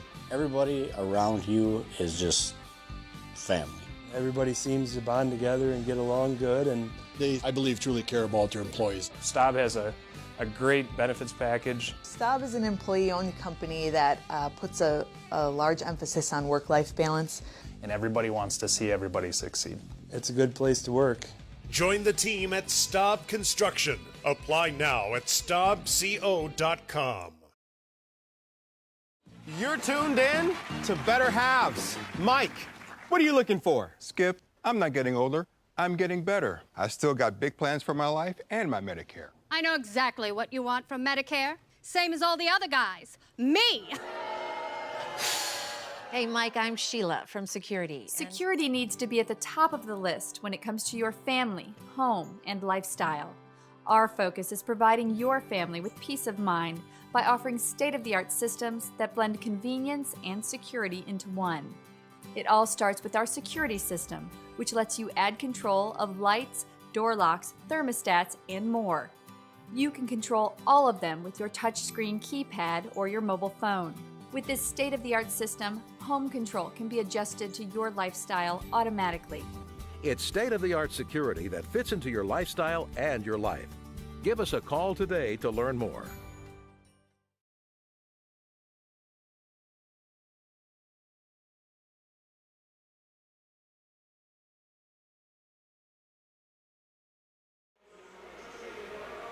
Welcome back to Hobbs Ice Arena in Eau Claire, getting set for a fantastic finish in this one. Eau Claire Memorial and Hudson tied 2 apiece after 2 periods. Bob Radovich, Mike Schwengler here from Hobbs Ice Arena. The last time these two teams met, Raiders won it in double overtime. What do we have tonight? Well, sit back and enjoy the third period here from Hobbs Ice Arena. Mike, anything that you think might be a trend to look for that we saw in the second that might carry over here in the third? Well, it goes back to stick placement on finishing a check. If the Abes are going to continue to do that, Hudson's going to continue to have control of the puck in the offensive zone, which is going to lead to scoring chances. On the flip side, there hasn't been a lot of dump-in breakout opportunities for the Abes on offense. It's been more of a dump, chip, bang at a puck type of thing. Towards the middle part of the second period, they did a nicer job of sliding their guy over to the guy up the wall that Hudson's trying to hit. The backside of that, though, is wide open. If Hudson would take a look, they got a guy wide open net front. They could skate the puck coast to coast. You can enjoy the benefits of business banking at Security Financial Bank with several options to fit your business. Learn more about business banking at sfbank.com. Both goaltenders, Mike, have been really solid in this one. Evan Madsen missed some time with illness. Well, now he's back. We've got that two-goalie rotation. He's been solid. And Cooper Rasmus for Hudson. Well, you'd never know he's the third goalie. Well, and you know that it kind of goes to, I mean, the shots are the shots, but not a lot of great quality shots. Othman made a great save on the one scramble. Madsen made a nice save on a couple shot kick-out rebounds, but there hasn't been really like shot, rebound, high shot, hit the post shot type stuff like that. It's all been kind of a one and done. Good opportunity right off the opening faceoff by Mike Mauer. Abe's back the other way. Dylan Autumn carries in. Drop pass. Bankrats trying to go cross ice to Diggins. The pass was behind him. Byrne back over to Madsen.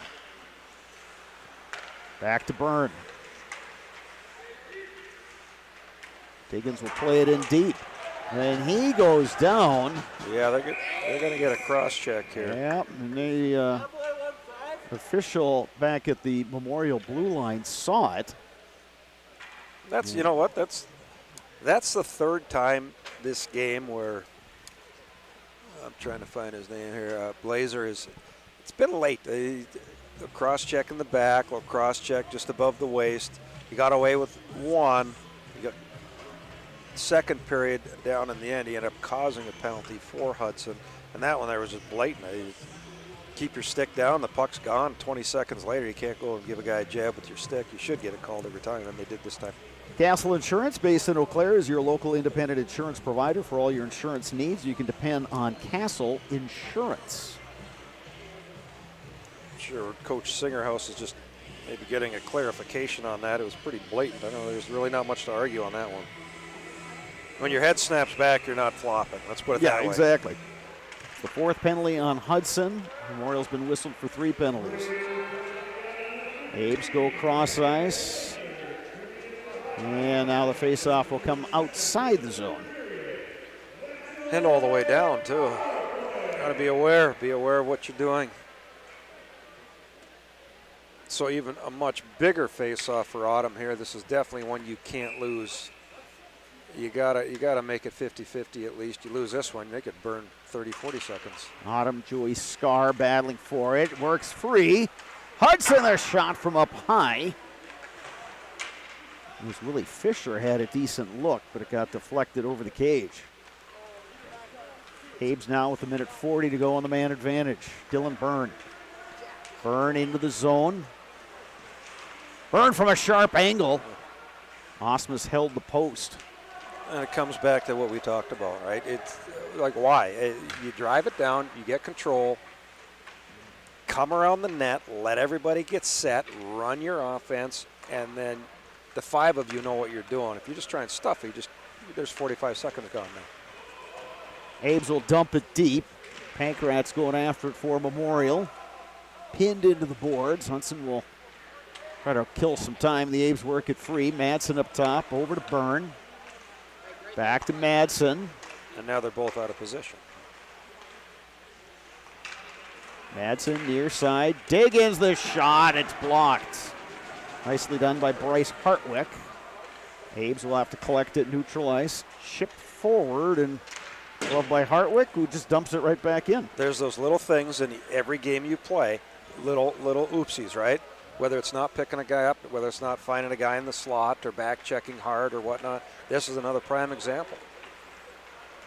Under 30 seconds to go in the man advantage. Diggins with the puck, pokes it to Pankrats. Now Madsen. Madsen shoots as the other defenseman, Kircher, lost an edge. Diggins. Autumn trying to go cross ice right into the skates of Joey Scar, who backhands it down, and that should just about do it for this Old Age power play. And the man advantage where Memorial really didn't get a whole lot going there. Well, again, that's the second time in a row they're forcing things that aren't there. And that's a gift horse in the mouth. Now you got to make sure you're playing solid defensively. Give Hudson nothing. Make him shoot everything from the outside. And let Madsen see the puck, make the first shot save, cover it up, or make a good quality breakup. Problem is, as we go, Bob, the penalty trend is kind of trended towards Hudson now. You've been doing this long enough where you're going to see some maybe possible ticky-tacks coming back the other way.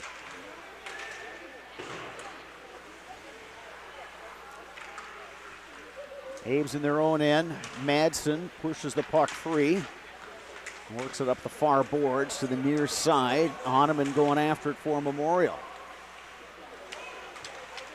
Puck poked out. Now a race for the puck. Gannon Blazer going after it for Hudson. Blazer couldn't get his stick on the puck. Madsen will settle it down in his own end. Up the near boards to Hahnemann. Cross ice they go to Karnitz. He'll dump in deep. And back for Hudson is Meyer. Meyer will work it to the far side. Adderhold out to neutralize. Hauser with it. Hauser still with the puck. Now picked up by the Abes. They'll throw it behind their own net. Byrne works it near side to Wonky. Off the stick of Savaloya. Byrne will backhand it into the Hudson end. You know, we've talked a lot about Wonky the last the few games that we've gotten the opportunity to see him get a quality regular shift. And again here tonight, he hasn't had many opportunities, but he continuously makes right decisions with the puck every time he touches it. What a puck battle there in the corner. Oh, he'll go chase the puck, but Zerst will throw it around. Hudson looking to exit the zone. They get it out to neutralize. Lossman with it. Lossman leaves it there for Kircher. Played out to neutralize. Off the stick of Karnitz. Abe's gained control with Schemberger. Backhands it to Hahnemann. Hahnemann over to Karnitz. Karnitz trying to get it deep. Hartwick right out front. Blast from up high. Deflected into the glass. Out to the point. Madsen. Madsen the shot. That's off the side of the net. Flip, but not out. Madsen controls. Puts it down deep. Karnitz. Wonky goes to the front of the net. Back to Madsen. Madsen shot deflected. Wonky had a stick on it.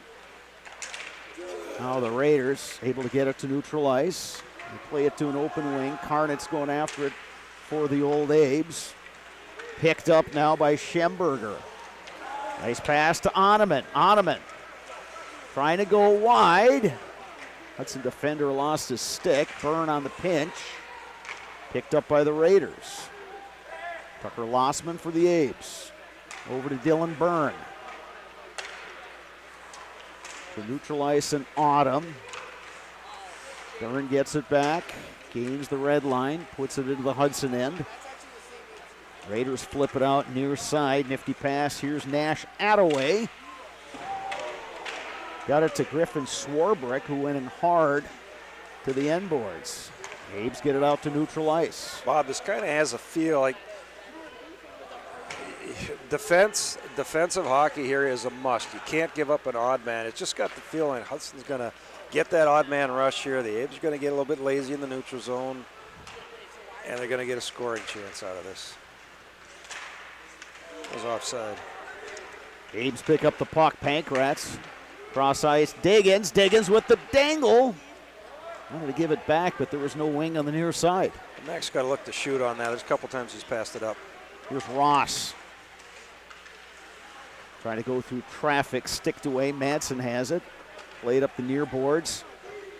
Here's Kunert. He'll dump it deep. Madsen trying to pinch on that far side. He's locked up there with Gannon Blazer. Wonky in there. He takes a shot from behind. Loose up front. Abes work it free. Kunert. Missed short side. Maurer with it. His cross ice pass too far. Played back in by the Abes, and they will get a line change. There's another one by Blazer there in the slot. Another cross check to the back. He got away with that one as well. Loose puck picked up by Byrne. Something here, Bob, we got to take a look at here in the next minute, 30, 40 seconds. Hudson got out there. They had Abe's third line with their top line. They just got off. Coach was screaming at him. The Apes could sneak out their top line. They might have a odd man opportunity here. Played in by the Abes. Raiders regrouping in their own end. Adderhold the pass. They say deflected, so no icing. Lossman pinned to the inboards. Raiders trying to dig it free there with Connor Hauser. Picked up by Eli Howard. Back to Hauser. Lossman tripped up behind the net, and the Raiders will be shorthanded for the next 2 minutes. Another undisciplined penalty by the Hudson Raiders. It's just a lazy stick. A couple cross checks causing penalties or getting away with some. A little lazy stick. You jam it underneath the guy's skates, he falls down, and it's a penalty you got to call. Eli Howard to the box, 2 minutes for tripping. 8:42 to go here in the third period in a 2-2 hockey game. Now, in the meantime, in the 6 minutes or 5-ish minutes that they've gone from having the power play to not having the power play, you would hope that the staff had gotten these 5 guys. It's hard to do when you got guys going in and out, especially with 3 and 2. They got to settle this thing down. If they have to call timeout to make sure they're doing everything right, they got to call timeout. Madsen wanted to go cross ice, intercepted. Here comes Zers. Zers, 2 goals for the Raiders today. Wanted to dangle through Dylan Byrne, unable to do so. So Evan Madsen has to cover up. I mean, you want to hold on to that in case you need it, but 8:28, you got offense's defense's own face-off. The last power play did nothing. They were all discombobulated. The one before was, and here again we start again. You're forcing things that aren't there. Shut it down, get the timeout, make sure they're all working together as one. Abes win a face-off, but don't control the puck. Going back is Adderhold, and he'll fire it all the way down. Another way to fix that, too, is you send your second unit out there, let them have the first half of the power play, and have your 5 guys together communicating, talking about what the heck are you guys thinking here. Byrne through neutral ice, leaves it back for Madsen. Nick Madsen, and the Abes are offside. Another oopsie. Drifting away, not knowing where you are on the ice. Simple offside call. But again, drop it back to Madsen. He's got the puck skating in, and you got 4 Abes on the other side of the ice and another zip code. The Dahlman Insurance Agency provides business, home, auto, and farm insurance throughout the Chippewa Valley. Contact Eric Knutson in Elk Mound or Wayne Dahlman in Eau Claire. Dahlman Insurance. Come for the rates, stay for the service. Minute 10 to go on the Memorial man advantage, and they have yet to get any extended zone time. I don't think they've got a shot on goal during this power play. Here's Madsen. They haven't had anything set up, much less a shot on goal. Madsen will dump it deep. Pankratz giving chase. Abe's able to hold the zone. Diggins with it. To Autumn. Up top to Byrne. Over to Madsen. Byrne, his shot deflected, and Hudson able to golf it all the way down ice. They're moving it to get Hudson's guys to come out high. It's a quick one-touch pass to one of the flank guys. They have to attack the net and create, whether it's a shot or a cross-ice pass, but you're shrinking the ice. Now you don't have to make a 75-foot pass. You only have to make a 20-foot pass. Madsen, shot right on, and a save by Osmus. Best shot in this power play. Tried to get it to Autumn on the back door. It didn't collect. One-timer, Madsen, that missed short side. Late pressure by the Abes in this power play. Diggins down to Autumn. Autumn looking. Penalty is over. Hudson able to clear. Abes dump it back down. They'll have a line change. Sorry, Bob. This is where it's going to get scary. Both their defensemen are gassed. The Abes defensemen are gassed. Raiders throwing right on net. Sticked aside by Evan Madsen. Hudson pinching on the near side with Brooks Adderhold. Scooped up now by Tucker Lossman. Partial change for the Raiders. Abe's able to skate out. They got their wholesale change now. They got their top line out against them with no Madsen and no Byrne on the back end. Flipped out the far side and out to neutralize. Kircher gives it away. Here comes Blazer. Blazer puts on the brakes. Somehow the Abes get it out of there. Oneman got tangled up with Breckenmeyer. Oneman again into the zone. Somehow that was not offside. 5 minutes, 30 seconds to go. Third period in a 2-2 hockey game. Harry Ross taken into the boards by Madsen. Maurer with it. Maurer taken to the boards. Abe's poke it free. Dylan Byrne has it. Savaloya throws it cross ice. Wonky steers it ahead. Abe's throwing on net with Noah Kircher and the goaltender Cooper Osmus. Ross looked like save. Sorry, Bob. Ross looks like he's a little shaken up. He got that. Madsen finished him off on the wall. Looked like he was coming off in a little bit of duress. Hopefully he's going to be okay. Looked like maybe shoulder banged up a little bit. Going back to what we talked about goaltenders. Really no sustained pressure, no tough shot, rebound off the chest, off the shoulder, have to find it through traffic.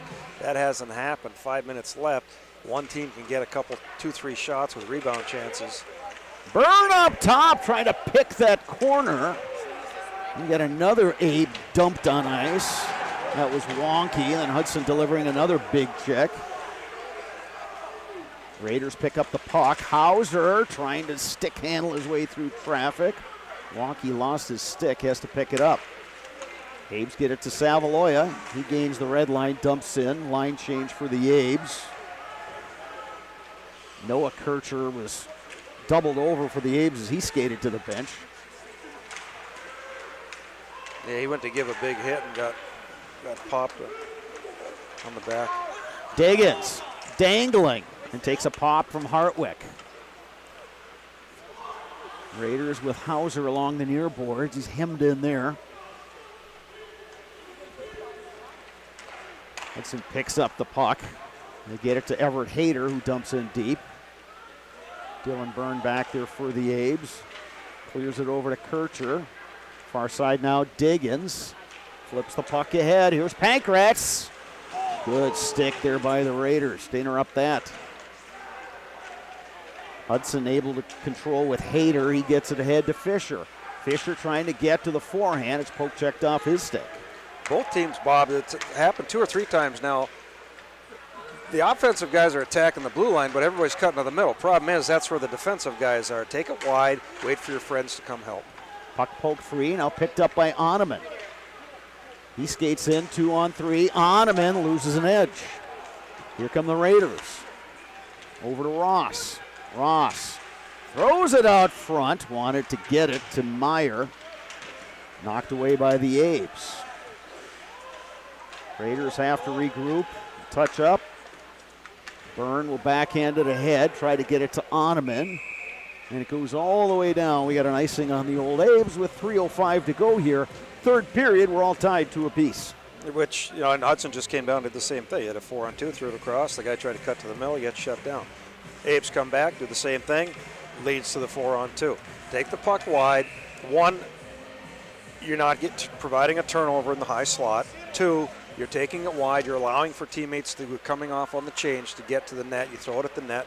You get a cheesy goal that way. Loose puck along the wall, and it hops the blue line, and Kowalski will regroup. He flips it in deep. 2:45 to go, third period. In the last 5 minutes, including the A's fire, there really hasn't been a shot on goal. If we look at it that way, you can't score if you don't shoot. Neither team's shooting. 2.5 to go. Connor Hauser with a lot of speed. Through a defender, the shot right on. Madsen with the save. 2:25. Hudson's coming back.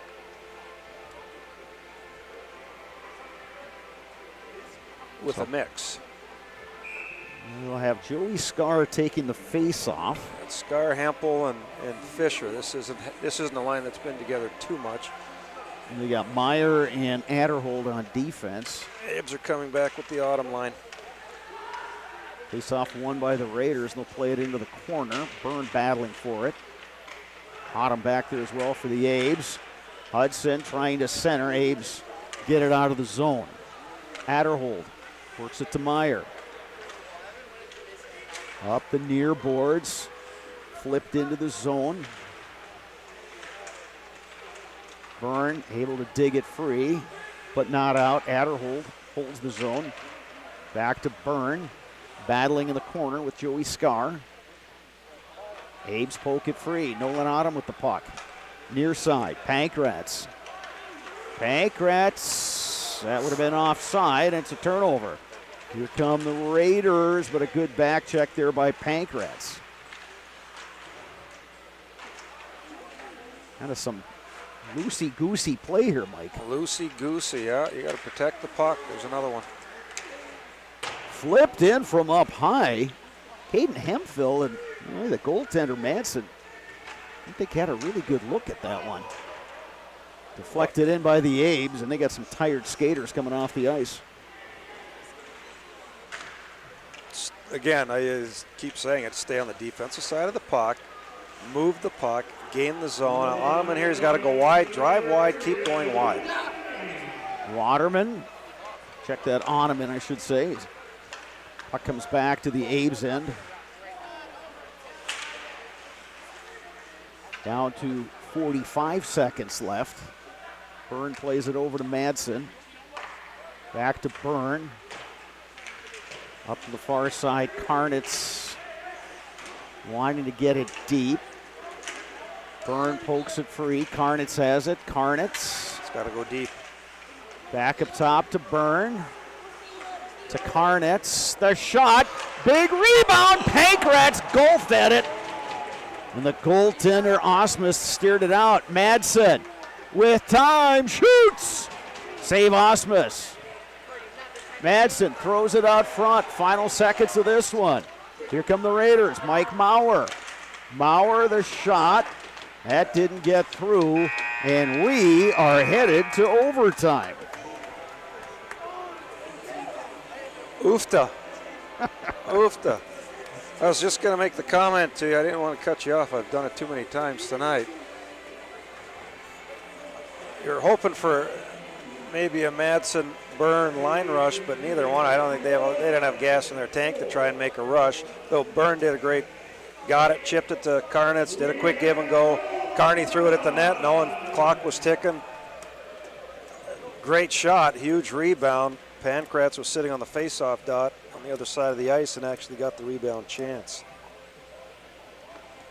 So for the second time this season, the Raiders and Old Abes will play in overtime. Mike, you've been in this situation many times as a coach.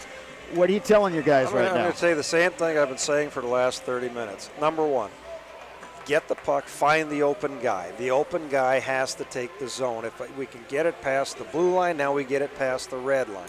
We have nowhere to go, and you got to chip it, but dump it in with a purpose. If you're skating, which the Abes love to skate the puck up, if you're going to skate the puck, and it's not a one-on-one, you got to drive the puck wide.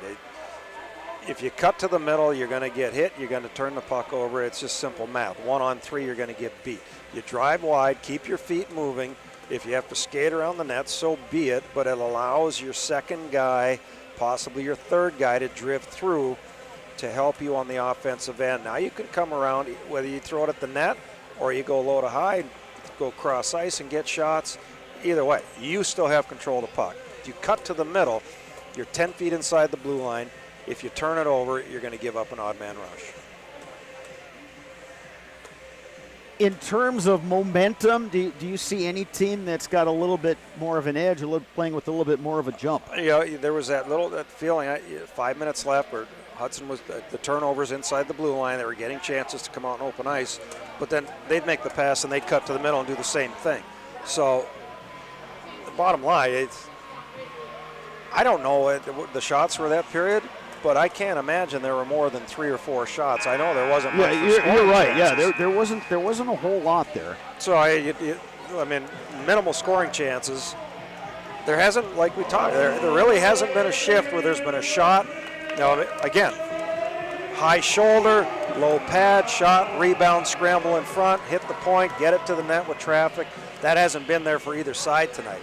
If one team can establish a forecheck, roll with the puck, make a play, it's an opportunity to be had, in the fact that we have 2 goalies with minimal varsity experience. One other final to pass along from Big Rivers Conference Hockey, Chippewa Falls, a 6-0 winner over Rice Lake. So the Cardinals moving closer to winning that Big Rivers Conference title. Here we're in overtime. Abe's in their own end. Byrne will throw it over to Madsen. Pankrats to Autumn. A little too far for Byrne. Picked up by Adderhold. Across to Meyer. Long exit pass. Collected by the Abes in their own end. Abes will dump in. Goaltender Osmus will play the puck. Nearly lost it. Swept aside there. Good heads-up play by the Raiders. Puck flipped out of the zone. Mike Maurer chasing it. Here's Maurer. Good play by Madsen to shut that off. Thrown into the corner. Madsen with the puck. He'll fire it around. Trying to skate out with it. Was Oneman. Loose up high. Trying to carry in that time was Zerse. Big collision there. Raiders with the puck. Throwing it on net and a save by Madsen. Not sure he saw that one. Well, Abe's got lucky on that one, Bob. Once again, a turnover, 2 turnovers inside the blue line. Chip the puck out, get everybody onside. Hauser battling for the puck. The Raiders, it squirts free. Madsen has it. Throws it up ice. Here's a chance. Oneman skates in. He's hauled on from behind. He's going to call. And then some extracurricular activity after the whistle. So let's see what the call is here. Penalty shot. He's going to give him a penalty shot.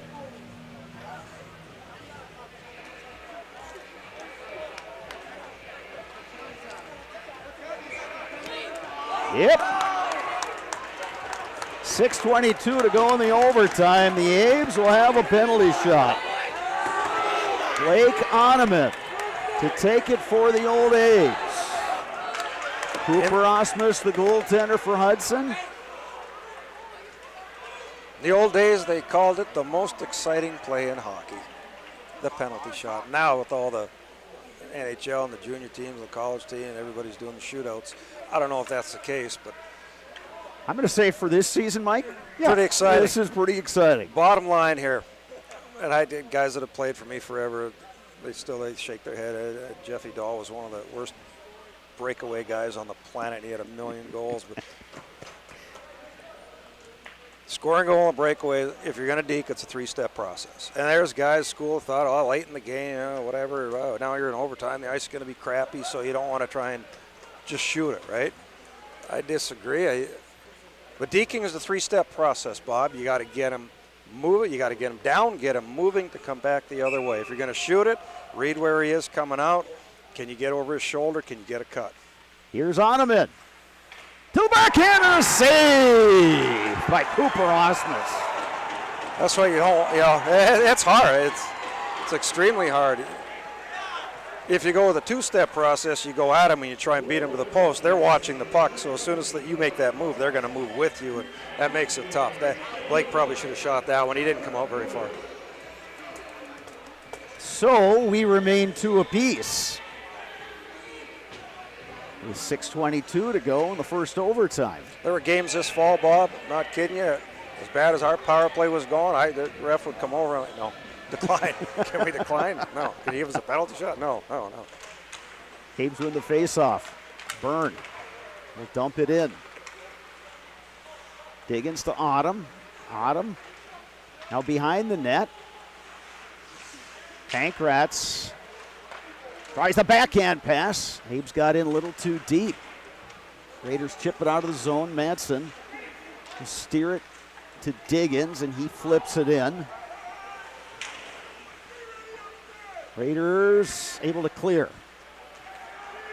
Diggins.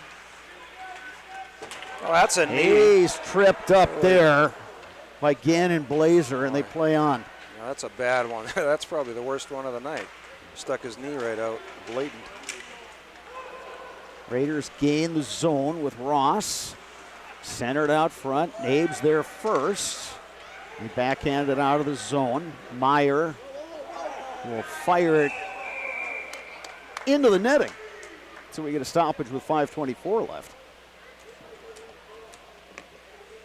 5:24 left. Minimal shot, right? No rebound, no net traffic. Again, get the puck deep. Throw pucks to the net. It doesn't have to be pretty. Evidently, I just got a text saying that Jefferson Dahl is crying. Hopefully it's because he's laughing because he knows it's true. Yeah, still scored a lot of goals, though. He did score a lot of goals. But he missed a huge breakaway in Superior in 2008. Ottoman, the shot and a save by Osmus. Ottoman looking up to the rafters going, what do I got to do to beat this goaltender? Well, you got to get him to move.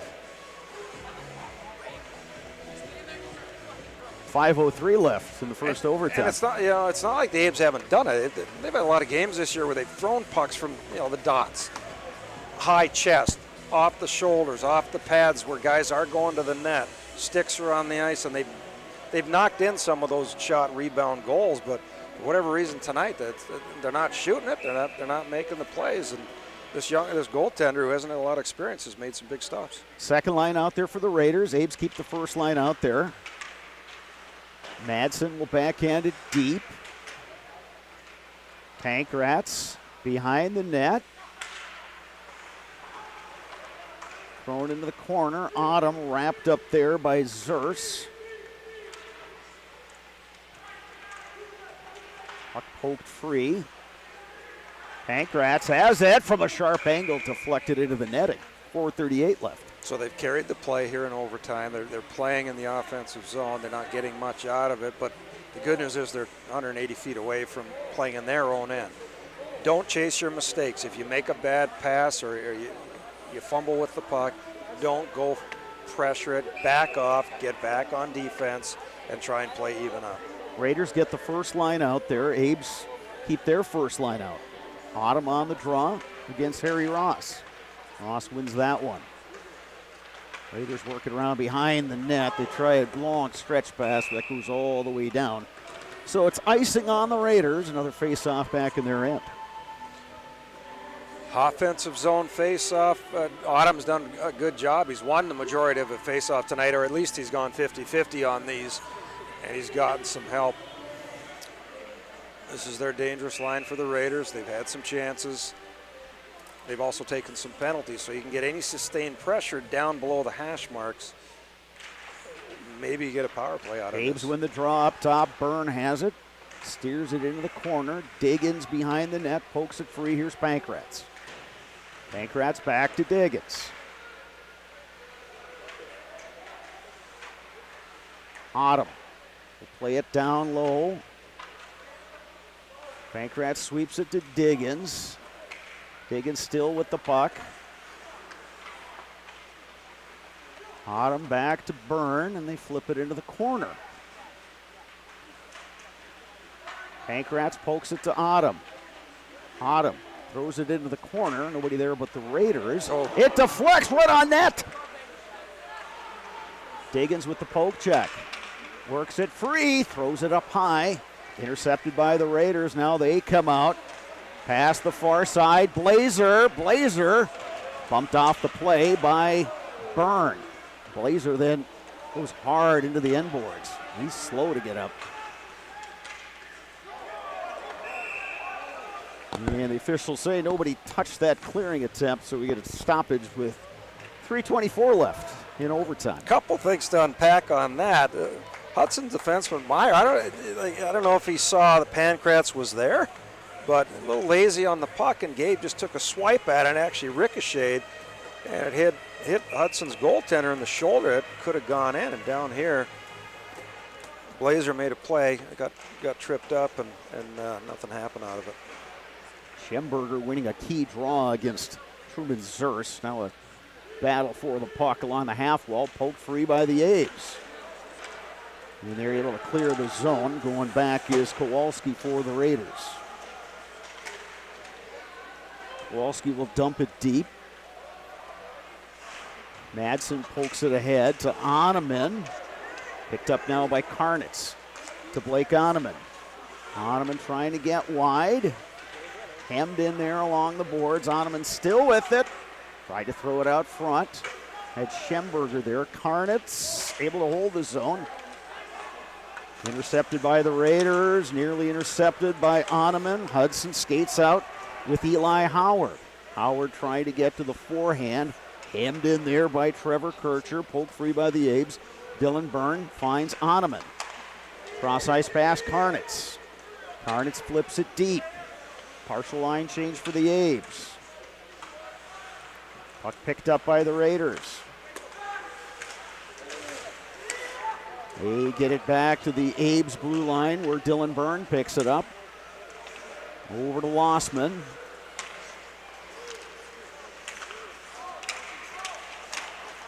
Lots of neutral zone action. Byrne throws it to Wonky. He lost control of it. Poked out of the zone. Breckenmeyer collects and dumps it back deep. Just make sure you get the puck past your blue line so they can't continue the attack. Abe's trying to throw it out the far boards, but not out. There's a shot from up high, and Wonky got a piece of that one. Meyer will steer it ahead, a little too far for Ross. Byrne and Ross tangled up over there, poke free by the Raiders. Here's Maurer.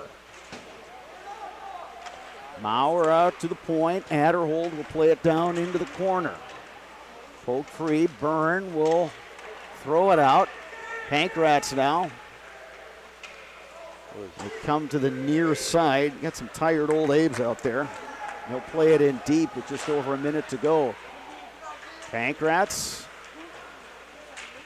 able to work the puck free. Goes into the wall and Diggins. Madsen back to Diggins. Diggins cross ice. Nolan Otto. Nolan's got to shoot the puck there. He had a wide open opportunity. Their best offense all year has been get it to 2 and 3 on the point and let them get the puck to the net. Flipped out to the neutral zone. Harry Ross gets it to Blazer. Blazer comes in, shoots, and is saved by Madsen. Pankratz with it to Diggins. Diggins. Autumn. Pankratz the shot, and what a save by Cooper Osmus. Oh my goodness. Great offensive zone entry. Good looks on both sides. Hudson defense are gassed. You're 22.1. You got the timeout. You might as well use it. Make sure your guys are fresh. You can come back with your top line. You got Byrne and Madsen on the point. Yeah, in reality, I popped that in there, but their top offensive guys all year long are 2 and 3. Get the puck to the point, let them create. Schemberger on the draw. Poked in the corner. Raiders trying to rim it around and out. We'll throw it to the near side. Skating in, Joey Scar. Bumped off the puck by Byrne. Plays it up the near side. Here's Karnitz. Karnitz trying to steer it ahead to Oneman. And that'll do it for the first overtime. We will play a second overtime. Mike, how about this? 2 games between the Raiders and Old Abes this season. Both of them go to double overtime. Pretty evenly matched, I would say, Bob. I would say that as well. Pretty evenly matched. Some timely goaltending on both sides. Madsen comes up with a big stop late in the first overtime. Hudson's goaltender Osmus has done the same. Made 3 or 4 really nice saves as the third period in overtime. Catch a little breather, get a little juicy juice out of your juicy cup and get ready to go back.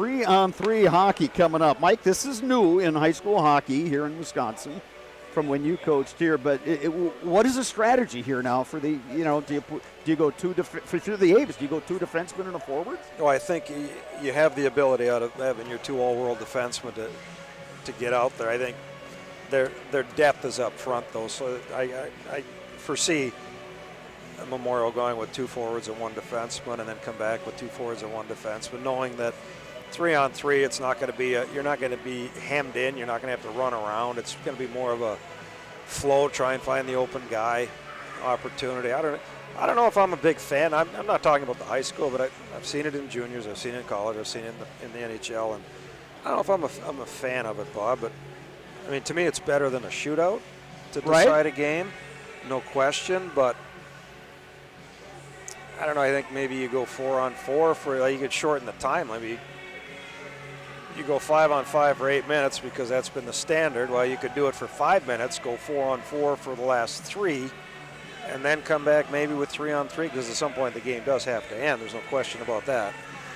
But you can't let guys sneak through. I know you're going to have chances are going to happen. Somebody's going to overskate a puck. You just hope that it's not your guys overskating the puck. Problem is, unlike college, juniors, and the pros, they're rolling 4 lines. These guys, they've been relied pretty heavily on one. They've gone 1-2, 1-3, 1-2 pretty much the whole game. 3-4 defensemen are playing a regular shift, so there can't be a lot of gas left in their tank. Control the puck. Don't chase your mistake. Get back hard, and bottom line, your goaltender has to bail you out when there's a scoring chance. 5 minutes on the clock. The Raiders will send out Gannon Blazer, Mike Maurer, and Brecken Meyer. Abe's will have Mac Diggins, Gabe Pankratz, and Nick Madsen. Goaltenders remain the same. Evan Madsen for Memorial, Cooper Osmus for the Hudson Raiders.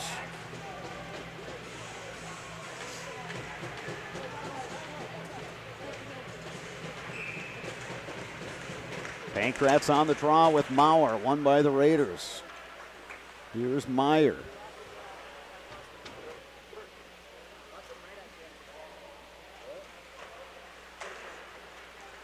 Far side, Blazer. Blazer still with the puck. Circling. Trying to get wide. Blazer. Sharp angle and a save by Madsen. That hit him right in the mask. Big stop by Madsen. Blazer came in, put one underneath the chin. He stayed with it. It's too bad. He's done a nice job of keeping pucks alive. That one he probably should have kept alive, pushed it behind his brother Nick Madsen. Let a guy get going, chip the puck out. Great thing about 3-on-3s, you don't have to make a stick-to-stick pass. Chip it to an area and let him go chase it down. Abe's 3 new players out there. Shot from up high, deflected into the glass. Byrne, Ottoman for the Abe's. Here's Ottoman. Back to Byrne. Dylan Byrne, the shot went short side, didn't miss by much. Oh, a couple inches. It actually squeaked off the defenseman's skate. Hudson in its own end. Trying to work the puck free. Picked up by Maurer. Hudson will get a couple fresh players out there. Mike Maurer coming in on Dylan Byrne. Maurer drive, shoots, and a save by Madsen. Another nice stop. Maurer, come in, same thing. They're trying to get him on the short side. Madsen's not moving. He's holding his ground. He's receiving the puck nice in the chest and covering it up. Simple game when you do it that way. Yeah, exactly. Well, he's playing his angles well. Absolutely he is. Diggins on the draw. Poked free by the Abes. They throw it near side where Pankratz will pick it up. Oh, there. Madsen get back. Let Diggins fly around the neutral zone. Pick it up. Look to chip it out. Find the open ice. There's plenty of it. Just don't get caught on the other side of the ice. Give and go. Here comes Madsen. Madsen, the shot! Big rebound. Nobody there for the A's. Quickly back the other way come the Raiders. Out to neutral ice. Chipped forward by Diggins. One back for it, Raiders. Diggins able to hold the zone. Looking for reinforcements. Wanted to get it over to Pankratz. Byrne now with it. Byrne with time and space. Leaves it back for Diggins. who was really trying to get off the ice. Yeah, he's gassed. He's been out there a little while. Byrne backpedaling. Byrne, Ottoman, Autumn. The three out there for Memorial. Well, the Aves have had the advantage all game. They've had a little bit more speed up front, where if they can pop a guy to get him free. Autumn carries in. Nolan Autumn. He's got space. The shot. Save. Ottoman out front. The goaltender Osmus covers up. Shoot for a rebound. Shoot for a tip. Autumn did the right thing. He held it. Everybody backed off. He went to the net. Shot it right at the gut. Maurer and Blazer back out there for Hudson along with Breckenmeyer. Abe's will send out Pankratz, Diggins, and Nick Madsen. Diggins to take the draw. Diggins wins the draw. Behind the net, Diggins. Up top, Madsen. Madsen going to try to drive it in. Nick Madsen went to the backhand. Missed it wide. Pankratz behind the net. Now comes out the near side, or the far side rather. Poked off his stick by Blazer. Blazer through the neutral zone. Blazer trying to go wide. Poke checked away by Madsen. Abe's Here it is. Chip it off the glass. Here's a 2-on-1, potential 3-on-1. Here comes Diggins. Diggins dangling. He's taken down by Breckenmeyer. Back the other way. Blazer. Gannon Blazer. They score.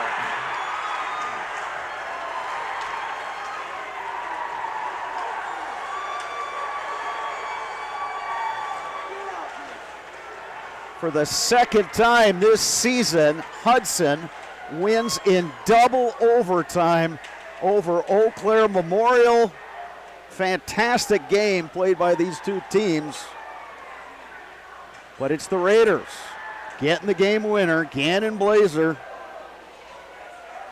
His 14th goal this season. It's an important one. Hudson Raiders now improved to 11-6-0. 8-2 in the Big Rivers Conference. Memorial drops to 14-4.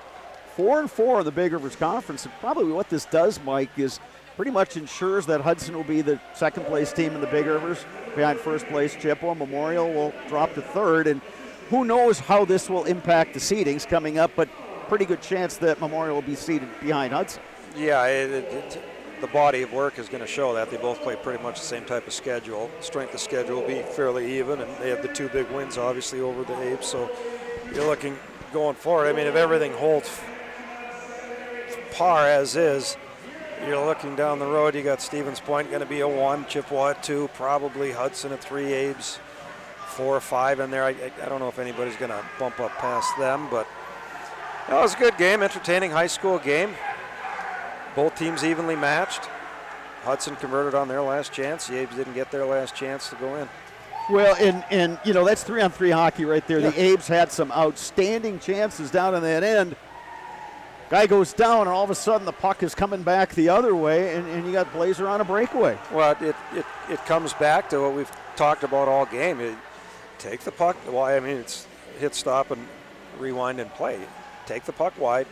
Look for support. Worst case scenario, you throw it on net for a rebound. They had a couple chances to get puck to the net, many chances all game long. It's just those little snippets are they don't look like it now. Everybody thinks, okay, well, Hudson beat them in overtime, and that's how it ended. But Abe's had plenty of chances again to get more offense out of what they have, and their power play kind of let them down as well. So it's a learning process. Continue to learn, continue to get better, continue to grow, right? Abe's will have another chance Saturday. Mike, you and I will be here along with our Zaleski Sports crew. 2 p.m. puck drop against Stevens Point, who not sure how, if the Panthers even played tonight, but they would be considered probably the number 1 seed, at least if you're going to do the seeds at this point. After that, it probably Chippewa 2, and then kind of a jumble, but I think the Raiders, with this win, probably made a really good case for being that 3 seed. Right, for sure. It should be a good one. It's 2.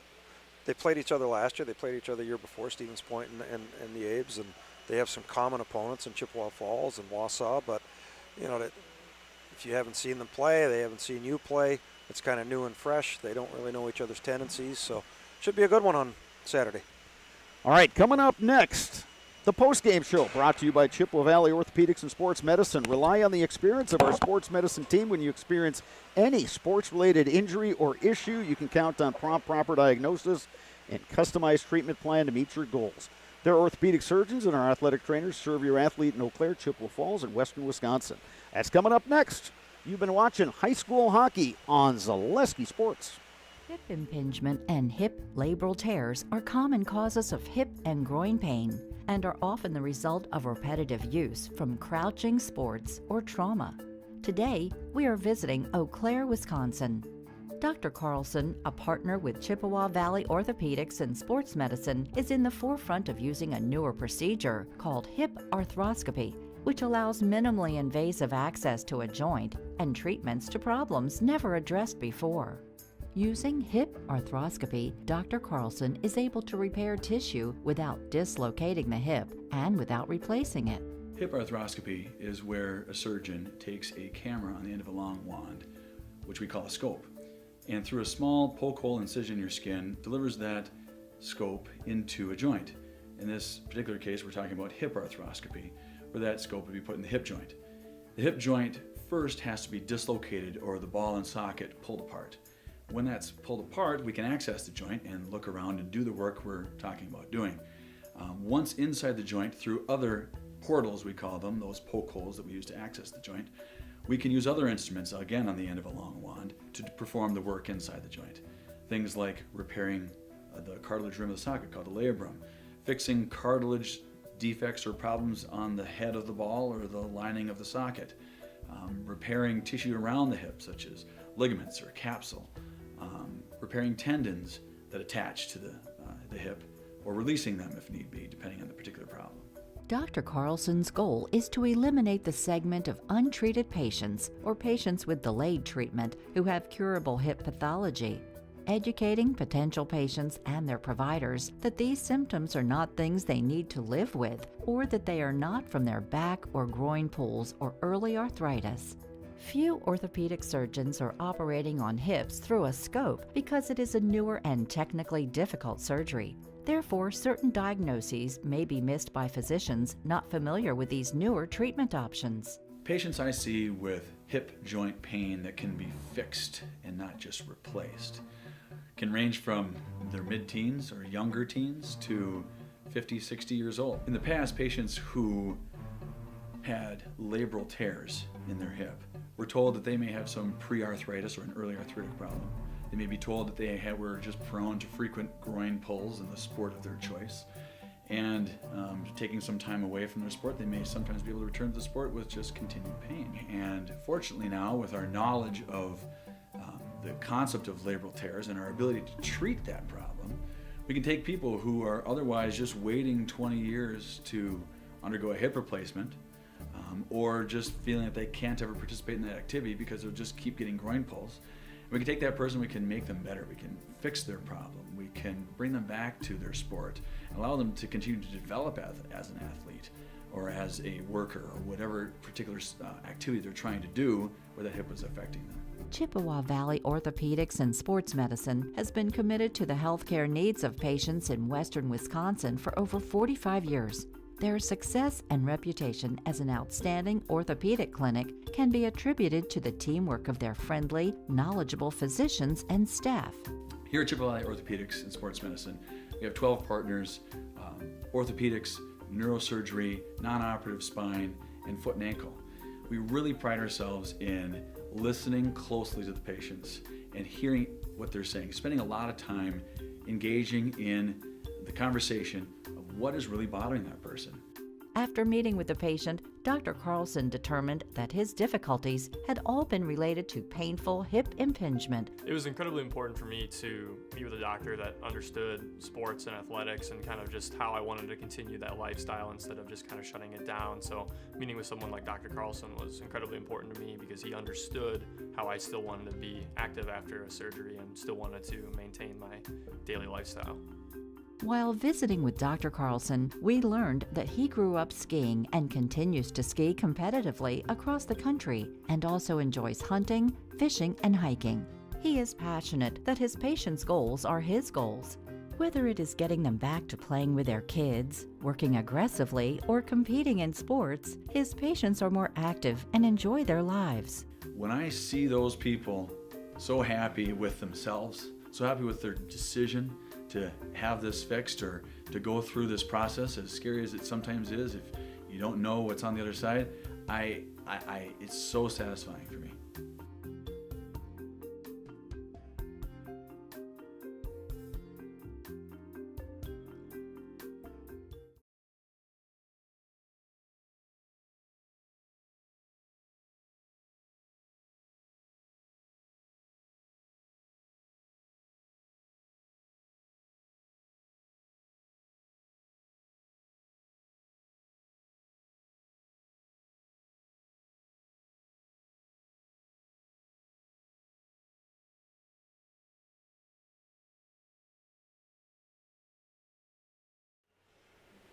Hudson wins it in double overtime here at Hobbs over Eau Claire Memorial. Hudson head coach Charlie Singerhouse, kind enough to join us now. Wait, what can you say about this rivalry? 2 games this season that you guys are able to win in double overtime. The fact that you had done it once in your home ice, did that give you guys a little extra confidence going into tonight, do you think? Yeah, I mean, I think we weren't expecting it to go into a 3-on-3 double overtime again, but, you know, we got there, and I think, you know, we kind of learned from the last time we were in it and learned a couple tips and tricks and how to play it, and we practiced it a little bit since, so I think we were ready to go in that situation if it came to it. Tell me about the play of your goaltender who played awfully well for you guys. On Yeah. top of everything else, he stops a penalty shot. Yeah, I know. Yeah, Cooper had to come in today, and he deserved it, and came in and did really well, and you know the guys battled in front of him too, which helped out. But Cooper had an amazing game, so it's happy to see that for him. For you guys, what does a game like this do? I mean, going forward, I mean, it more than likely locks up second place in the Big Rivers Conference. We'll have to wait for a couple weeks to see how it helps you seeding-wise. Yep. But just in terms of just overall confidence, what does this do for you guys? Yeah, I think it's a good momentum win for us. We had a tough one at Chippewa last week. I think the guys were a little down. We were at home against Chippewa, and the guys were down a little bit after that one. But to battle back and have another big BRC game right away and get a win out of it, I think is huge for us. And hopefully it leads to some more momentum here to come. You go across the river for your next game. Yep. You play Egan, Minnesota. What do you hope to get out of that one? Yeah, I think it's just a good test to play a pretty strong Minnesota team. You know, we're the luxury of being right there on the river, close to a lot of those teams. So anytime we get a chance to play a team over on that side of the river, it's a good test for us. And I think it just kind of builds and helps us shape our team and be ready for the playoffs. Last year you were a 4 seed, and you were able to make it down to Middleton to play in the state tournament. What do you think this team is capable of doing? Yeah, I think we're right back in the same boat. You know, we're building. We're getting better each week, and I think our goal, that's kind of been our goal, and our team's buying into that all year, and like that we're going to come in February here and ready to make a run. That sectional is going to be something, isn't it? Yeah. Where you got Memorial, you got you guys, you got Chippewa. Yeah. That's cruising along. Stevens Point. I mean, it just go on and on and on. That's going to be quite a sectional. Yep, a section of death they call it. So it's quite the section we got. So it'll be tough to get through, but you know, if we can get through that, I think we have good chances to win a couple more too. So. All right, Charlie, we'll let you go. We'll wait for your 2 players if they're able to come on up. Yeah, we hope they do. We'll get. Yeah, you go find them, and we'll take another break. So we'll be back on Zaleski Sports in just a bit. Charlie, appreciate your time. Best of luck to you guys the rest of the way. Yep, thank you. Security needs to be at the top of the list when it comes to your family, home, and lifestyle. Our focus is providing your family with peace of mind by offering state-of-the-art systems that blend convenience and security into one. It all starts with our security system, which lets you add control of lights, door locks, thermostats, and more. You can control all of them with your touchscreen keypad or your mobile phone. With this state-of-the-art system, home control can be adjusted to your lifestyle automatically. It's state-of-the-art security that fits into your lifestyle and your life. Give us a call today to learn more.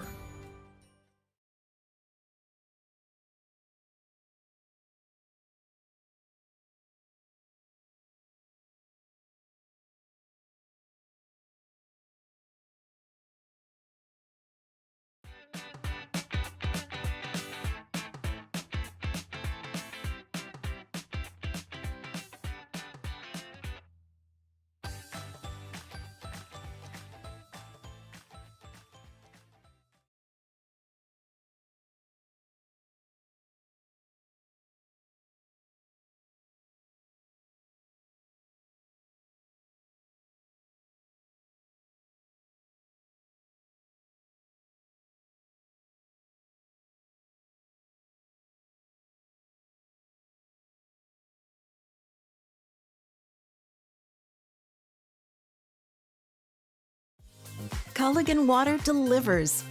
From your first call, to your first sip, to your first soak. Culligan, give us a tap. The only water that comes with a van.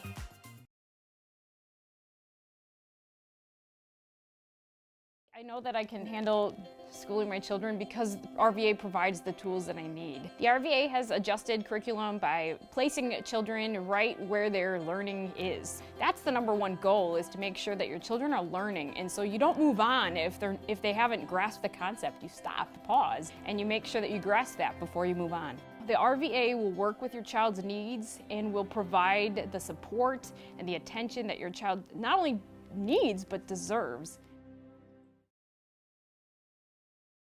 Today's game is brought to you by Apple Weight Loss Chiropractic Care is more than just making the pain disappear. It's about learning, understanding, and taking care of your body to improve your quality of life with Apple Weight Loss. Whether buying or selling, home, recreation, commercial, no matter your budget, find the listings at DonnellanOnline.com. Franson Bank & Trust has a team of experienced bankers that will provide a vast array of loan products tailored to your situation. Franson Bank & Trust, member FDIC, equal housing lender. At Marquardt Motors, we want our customers to experience the highest possible level of satisfaction.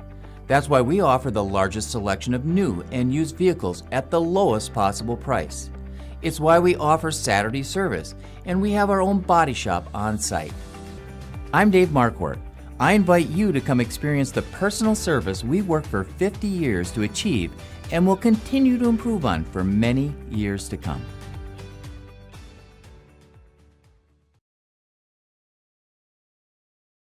Asher Laston Exteriors is committed to craftsmanship, innovation, and outstanding customer service as Western Wisconsin's trusted gutter and gutter helmet experts. Our highly trained certified technicians can install gutter helmet onto new or existing gutters. Gutter helmet blends in beautifully with your home, can withstand the heaviest of rainfalls, and is backed by a lifetime transferable warranty. Save up to 20% with zero down and no interest or payments for up to 18 months with seamless gutters and gutter helmet. Brought to you by Asher Laston Exteriors.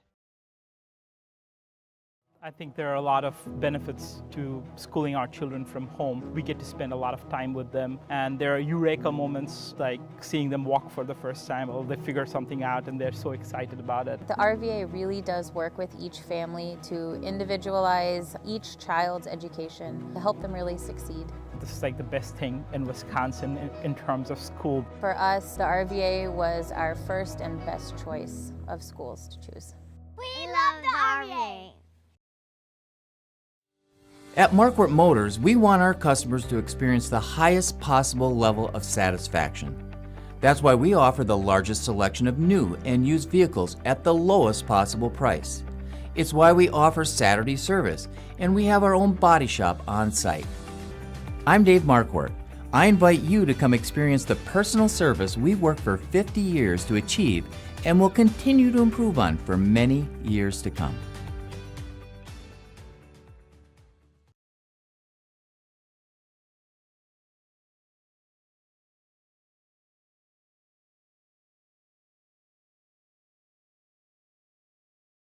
Today's game is brought to you by Toyson Ford. Stop in at Toyson Ford to pick out your new ride. Come see why all your friends and neighbors say you'll find a friend at Toyson Ford. An SC Swiderski apartment or home is certain to be where you want to live, work, and play throughout the Chippewa Valley. No matter where you live, look to SC Swiderski to make you feel right at home. Wall-to-Wall Carpet One, located on East Hamilton Avenue in Eau Claire. Give Wall-to-Wall Carpet One a call at 715-598-4485. Since 2009, Momentum Baseball Academy has been leading baseball instruction in Western Wisconsin. Momentum Baseball Academy, official partner of the Eau Claire Express.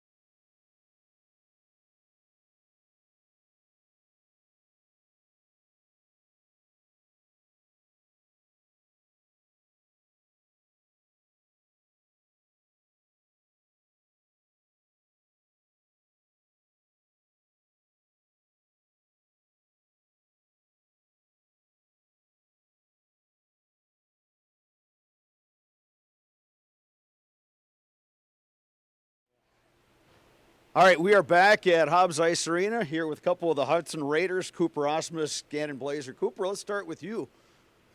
You found out yesterday you were getting the start. What did you do to mentally prepare for this one? It's kind of a normal routine. Didn't want to do anything different. Just wanted to stick to the basic routine, and that was pretty much it. What were your teammates telling you? And it's not just any game.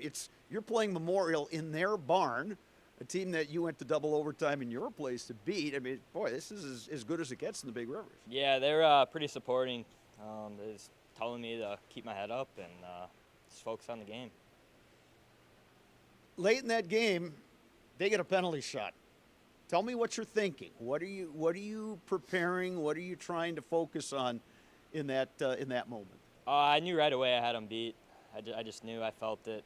I knew I had it. So. Yeah. That's confidence right there. Gannon Blazer, let's bring you in here. You get the game winner. Talk to me about how you saw that play develop. We saw it from up top. They tried to gain the zone. It looked like they were going to try to drive the net. Your defenseman made a nice play. You picked up the puck, and then they fired it down. You come in. What are you thinking as you're watching that play develop and you see that you gain control? What are you thinking? Because it looked like you were just going the other way. It all starts in the D zone right here. All starts in the D zone. Yeah, huge play in the D zone. Just turned to a nice turnover. I had a ice to go and kind of just turned to a lucky bounce right to me. Took advantage of it, and here we are. And then you come in on the goaltender. What are you thinking at that point? Are you thinking deke? Are you thinking wrister? Are you picking a corner? What are you doing? I've always been a deke type of guy, but it's never really worked out for me the best of the odds, so I had to switch it up a little bit, and thankfully it worked out. For you guys going forward, obviously, later this week you go over to Egan. You play a Minnesota team, a good team. But as far as what you guys hope to do in the postseason, last year Hudson was a 4 seed, made it to state. Who knows where you're going to be seated this time around? But where would you guys like to finish this season? We'll see where it takes us. Yeah, we know what the goal is. Yep. All right. Business trip. Gentlemen, I appreciate it. We have one last thing for you. I'm going to hand you the microphone. I'm going to have you each say your name and then look in the camera and say, and we're in the house. It's the Zaleski Sports Highlight House. Are you familiar with this? Do you know how this works? I'm not. Okay. So we're in the house, though? Yeah. So I'm Gannon Blazer. I'm Cooper Asmus. And we're in the house. We're in the house. So go for it. I'm Gannon Blazer. I'm Cooper Asmus. And we're in the house. Thank you, gentlemen. We appreciate it. Hey, Thank good you luck very the rest of the way. Hopefully Nice we'll see you down the road this rest of this hockey season. Well, thank you. All right, gentlemen. All right, that'll do it for our Zaleski Sports coverage here on Tuesday night. Dave Sparger and I will be at the Eagles Nest on Friday. Boys high school basketball, that'll be a good one. Eau Claire Memorial hosting River Falls. Then Mike Schwengler and I will be back here at Hobbs Saturday, 2 p.m. puck drop, Eau Claire Memorial against Stevens Point. For my color commentator, Mike Schwengler, I'm Bob Radovich saying good night from Hobbs Ice Arena in Eau Claire.